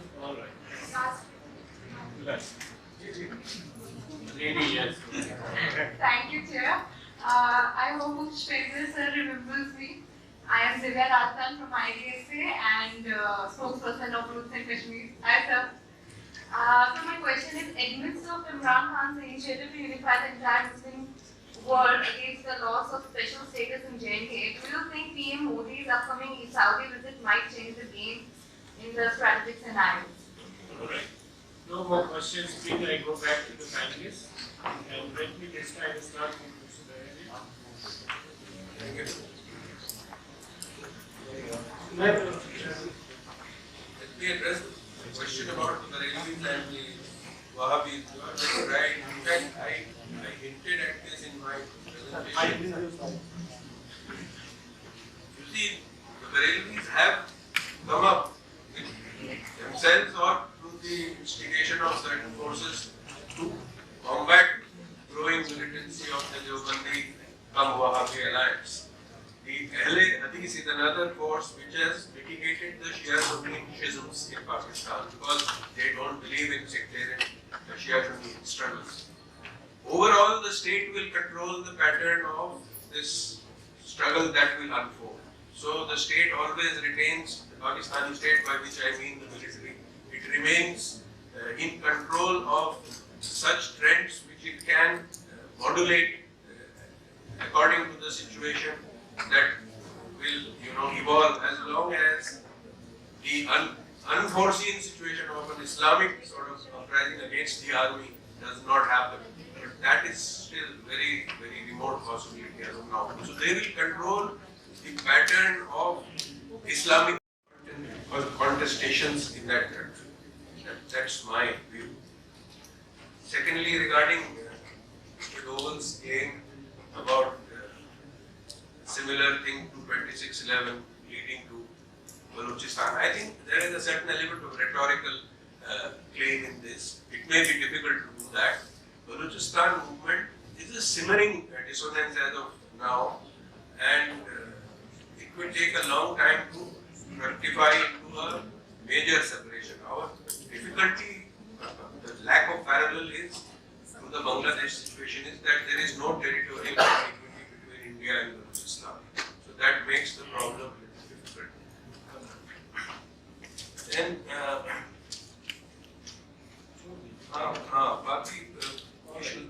somebody else. Yeah, drug and implosion, I think not a correct equation. Just leave it at that. It's not. I mean, it's not that Pakistan is just predicated on drugs. Pakistan कलाकार के बारे में आपने पूछा। देखिए मैं आपको बता दूं, आपको इस संस्कृति की बात, ये जितनी हमारे सब कॉन्टिनेंट में म्यूजिक है ना, वो सब सामवेद से निकली, ठीक है। वो आपके ऊपर में आप उनको बुलाना चाहते हो या नहीं बुलाना चाहते हो, ये सारी जो हिंदुस्तानी क्लासिकल म्यूजिक जो यहाँ है बांग्लादेश है दिल्ली, ये सारे सामवेद से निकली हुई है। दूसरी चीज है ये Afghanistan, Saudi Arabia, absolutely correct. Lot of things are happening in Saudi Arabia, or the changes that every year, Prince Salman has initiated, emancipation of women, they have earmarked $30 billion for just entertainment industry, right? So if Saudi Arabia changes, I don't know, it will definitely, I mean, it will have some impact, and I hope that it will have a good impact. But that is something to watch out. And well, Afghanistan, I mean, the muscle that Pakistan was trying to, exhibit, they have been cut down to size by Taliban on many occasions recently, especially during 370. They don't equate Afghanistan with 370. So there they have taken a severe beating. And as far as Barelvis are concerned, look, most unfortunate. But radicalization is very much there. They are in the forefront of all blasphemy पे जितने agitations आप देखते हैं, that film Mumtaz Qadir, he has become some sort of a cult figure. वहाँ तो rose petals are shot every day. I mean, so many visitors it has, that is there. And what else? That's all. Thanks.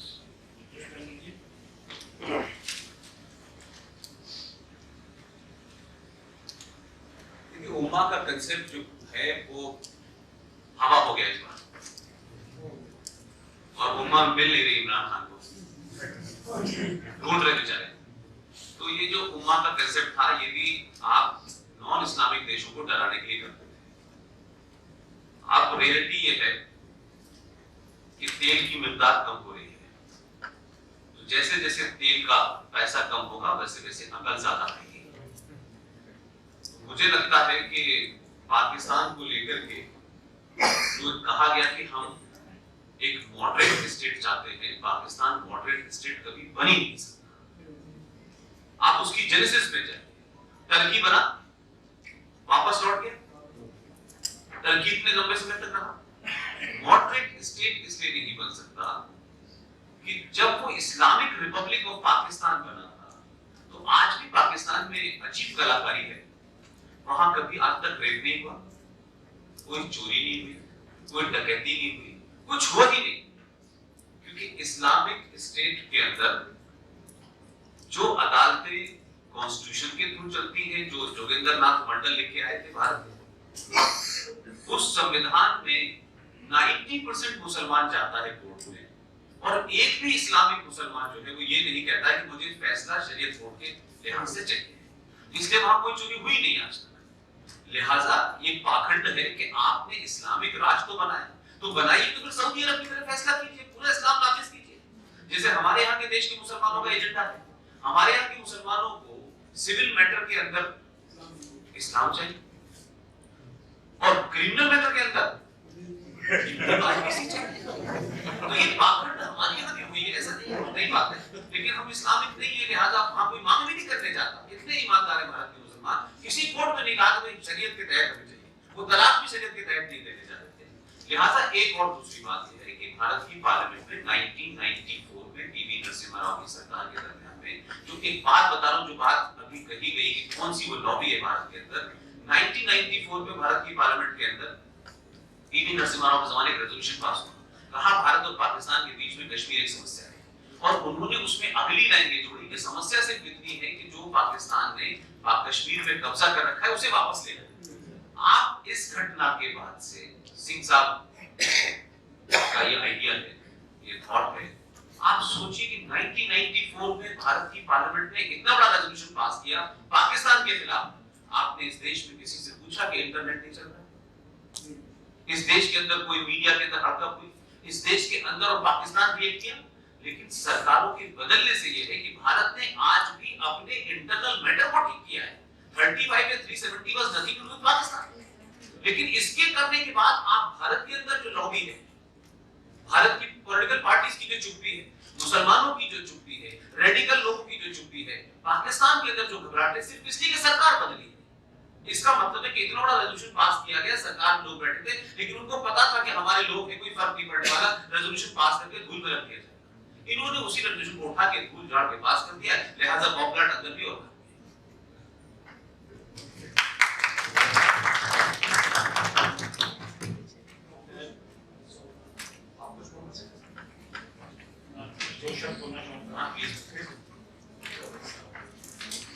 नमस्कार, मेरा नाम captain Sikandar Razvi है। मैं मेरे roots जो है बल्तिस्तान गिलगित से है, बैठा हुआ हूँ मैं। शॉर्ट में ही थोड़ी सी बात को कहना चाहूँगा मैं। हम पाकिस्तान पे चर्चा कर रहे हैं बैठ के उसके भविष्य पर। हमारे आदरणीय कर्नल आरएसएन सिंह साहब ने, आदरणीय मोदी साहब ने और पुष्पेंद्र जी ने भी काफी कह दिया है, मेरे पास शब्द बचे नहीं, लेकिन कुछ शब्दों के अंदर इतना कहना चाहूंगा कि पाकिस्तान जो भविष्य हम देख रहे हैं इनका, ना तो मैं इनके इकोनॉमिकल, ना उनकी कोई कल्चरल, ना उनकी क्या कहूँ लैंग्वेज, ना उनकी हिस्ट्री ना हिस्टोरिकल।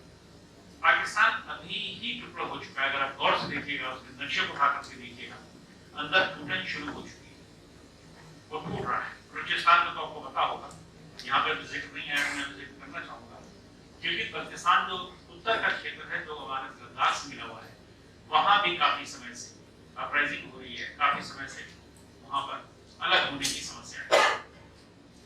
अब हम इतना जानते हैं कि पाकिस्तान के अंदर एक बड़ा गृह युद्ध होने की तैयारी हो रही है,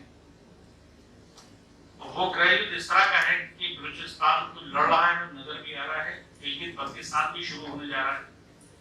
उसकी वजह ये है कि पीओके को कश्मीर में मिलाने का, अपने हिस्से में लेने का जो जज्बा इस सरकार ने दिखाया है, जो हिम्मत दिखाई है और मजबूती के साथ दिखाई, 370 से हटाया, जो दिमाग में फंसा हुआ था कि कश्मीर एक दुनिया अलग है, इसी के तहत ये था कि हमारा संविधान होगा, हमारा झंडा होगा, हम किसी की नागरिकता तय करेंगे, वो सब खत्म हो गया।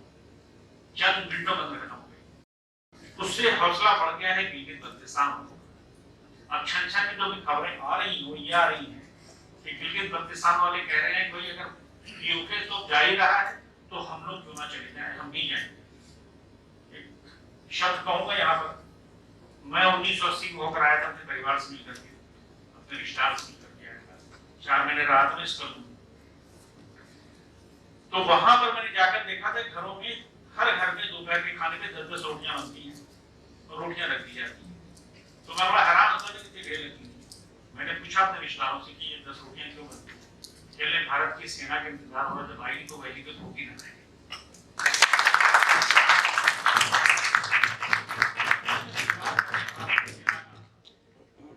इन्हीं शब्दों के साथ मैं अपनी बात करना चाहूंगा। धन्यवाद।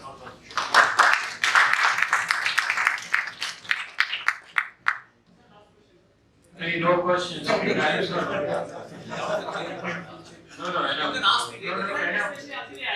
आप बाद में बात कर रहे हैं, आप अभी तक सुन रहे थे।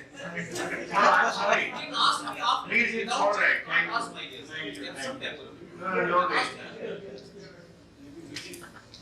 Well, I wish to now conclude here, but make a couple of not really discuss all the issues which have been raised, but a couple of points.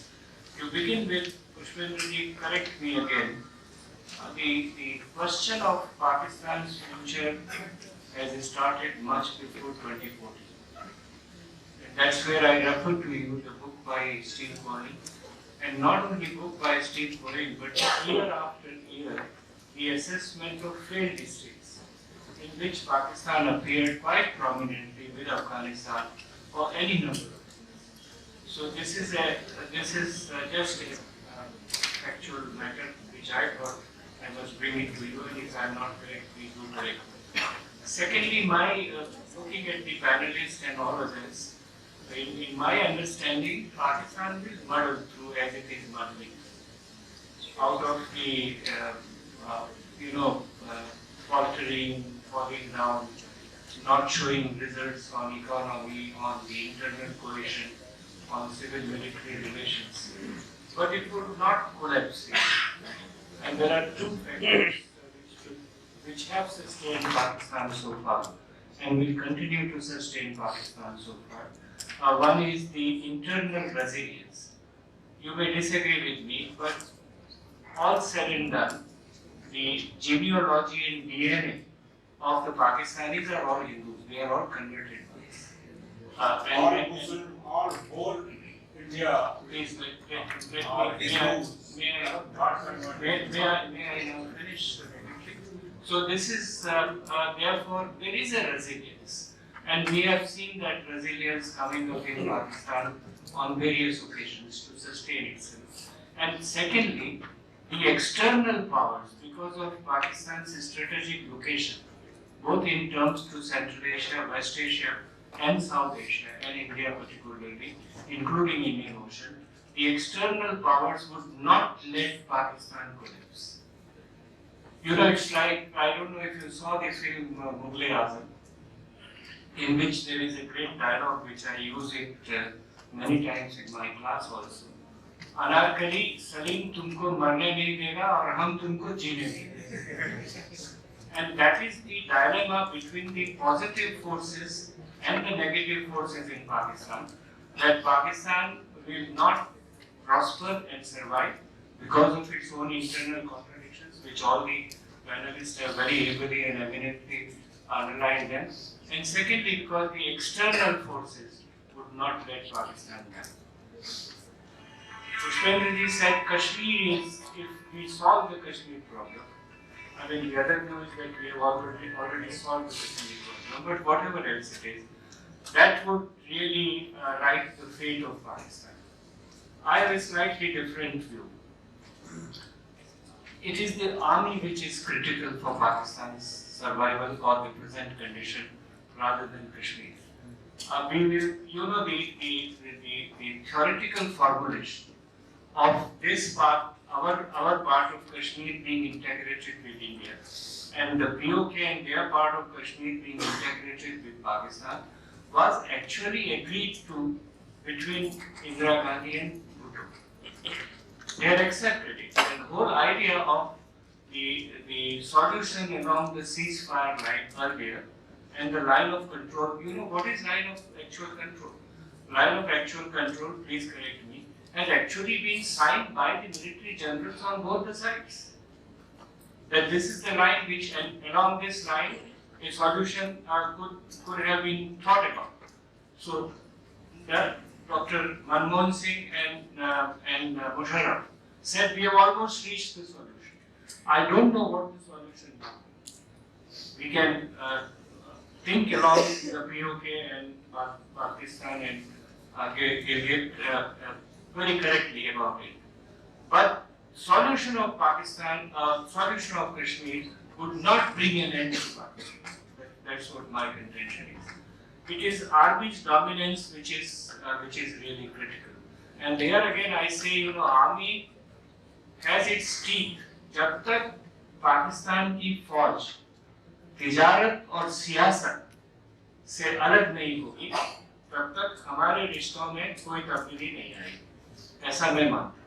Because they have their teeth into the economy of the country and the politics of the country. Their basic conflict, and this is a view which is entirely mine and you can all reject it, Their basic conflict is more than with India. Their basic conflict is with the democratic forces within Pakistan, with the civilian regime. They don't want civilian regime to dominate them, particularly since 1952. Please read Ayub's book, which he wrote in 1952. He came to power at that time with the help of the Americans and the British. They brought them deliberately to support their Cold War context, but whatever it was, since then the army has not allowed the civilian regime to come to the fore. They killed Bhutto, almost. They killed Benazir. They marginalized even Zardari when he made certain statements which were positive to India. And they have almost finished Nawaz Sharif. No civilian regime would be allowed to, it will always remain as a facade of the army. Therefore, the answer to, in my understanding, answer to an improved India-Pakistan relations, if at all, lies in army being sent to barracks. You said it very rightly, the credibility of the army. The credibility of the army was put in dust in 1971. The army which was supposed to save Pakistan could not save Pakistan. The credibility of the army was put into dust again in 1999 in the Kargil War. It was entirely an adventure of the army, and they did not succeed about it. And still, somehow the army has survived. Therefore, in my understanding, unless the army is taken care of, and if at all India is thinking of any strategy, I mean, this is a domestic rhetorics of the Khan market crowd and this and that. India is not governed by Khan market crowd. It's an absolute impossible thinking that a bunch of people, 200, 500, 5,000, 10,000 can rule this country. Forget about it. The country is too diverse, too vast, too big, and very, very old in its own norms and cultures, which cannot be easily set aside. So that's not the one. The problem is that if we really have to take care of Pakistan, focus on the army and nothing else. And that is where the main problem is. 71, I think Mr. Banerjee has said rightly, and I agree with him, cannot be repeated, at least in Balochistan. 71 can be repeated, and I come back to your point, in the Pakistan occupied Kashmir and Gilgit and Baltistan, but it's not an easy way.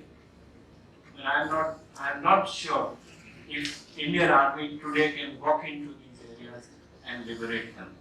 Not possible in the present context. Unless there is an internal movement, unless the situation changes, the nuclear weapons are not to be worried about. That's what. There is a certain threshold in Pakistan on the nuclear. We have not gone into this question. Therefore, 1971 does not seem possible to me. But Pakistan, which we are going to live with, will continue to be a headache for us. And I think it would be better, which I think Pushpendraji underlined in his speech, that we be not obsessed by Pakistan. That's where I started this assumption that we are focusing on the Pakistan's future, not future of other countries. We be not obsessed by Pakistan, which gives Pakistan a credibility and a survival. Unfortunately, I say unfortunately, and you may agree with, you may not agree with me, that last several elections, not only general, not several, after 2014, I say, every time in every election, why should we mention Pakistan? Where is the relevance of Pakistan? There is absolutely no relevance. In fact, that gives them a boost that we are relevant. It is a great policy of Prime Minister Modi to ignore in terms of talking, but then we must ignore 100%, which is not there. We are still having communications open with them. Ignore, but focus on the army. If you can contain army and create situations where the Pakistanis push the army into the barracks, that will perhaps open a new chapter for India-Pakistan relations. Otherwise, be prepared to deal with Pakistan as we have been dealing. Thank you very much. give it back to the organizers. Thank you very much, sir. बहुत ही interesting और insightful discussion हुआ। बहुत सारे विषय हैं पाकिस्तान से जुड़े हुए, हम हर विषय को तो नहीं छू पाए। खासतौर पे अभी आपने जैसे बताया कि न्यूक्लियर वेपन्स का एक बड़ा इशू रहता है और सारी पॉलिसी मेकिंग में और डिस्कोर्स में बार-बार रहता है भाई पाकिस्तान के पास परमाणु बम है। पाकिस्तान में अभी प्रधानमंत्री ने भी संयुक्त राष्ट्र में भी कह दिया कि भाई we have both nuclear powers, it could be nuclear conflict and so there are plenty of issues we couldn't even cover all the issues. छोटे से समय में हमने काफी बातों को लिया, बहुत से विषय चर्चा में आए और आशा करते हैं कि इन जो आज हमने शुरुआत की है उसी तरह से हम ऐसा नहीं है कि सिर्फ पाकिस्तान से दूसरे देशों पे भी हम चर्चा करेंगे। आज हमने पाकिस्तान का विषय लिया है, चाइना एक बहुत महत्वपूर्ण है भारत के लिए और भारत के भविष्य के लिए, उस पर भी भविष्य में चर्चा करेंगे और अन्य पड़ोसी देशों पे भी, दूसरे देशों पे भी बात करेंगे। हालांकि जब हमने सोशल मीडिया पे डाला तो कुछ हम लोगों ने सवाल किया कि भाई पाकिस्तान पे क्यों कर रहे हो, भारत पे चर्चा करो। तो दिक्कत ये होती है कि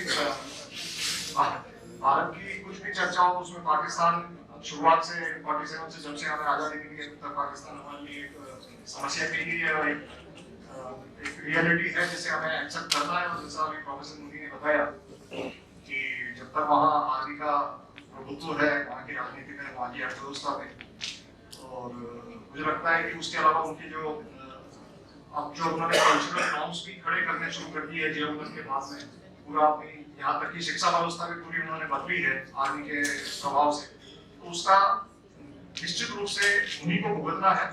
और जो भस्मासुर पैदा किया उन्होंने जिहादियों के नाम पे, उससे भी उन्हें ही भुगतना पड़ेगा, उसका उन्हें समाधान उन्हें भुगतना पड़ेगा, उसका कुछ न कुछ हमारे लिए एक बात बताऊं आपको पाकिस्तान की, ये जो भस्मासुर उन्होंने पैदा किए हैं, तो फैज की गजल है, हम देखेंगे, आपने कई और सुनी होगी उसको, और उसमें है वो जुल्म और सितम के कोहे गिरा रूई की तरह उठ जाएंगे।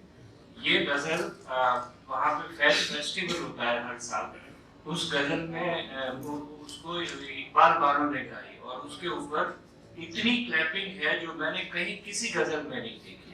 और वो गजल उन्होंने गाई थी जियाउल हक के ब्लास्ट होने के 2 महीने पहले।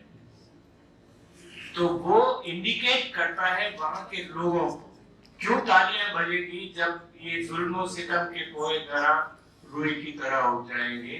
और उसके और भी बोल हैं, मैं अक्सर कई बार ये गजल मैंने अपने स्टूडेंट्स के सामने प्ले की है, उसके वर्ड्स को देखें आप।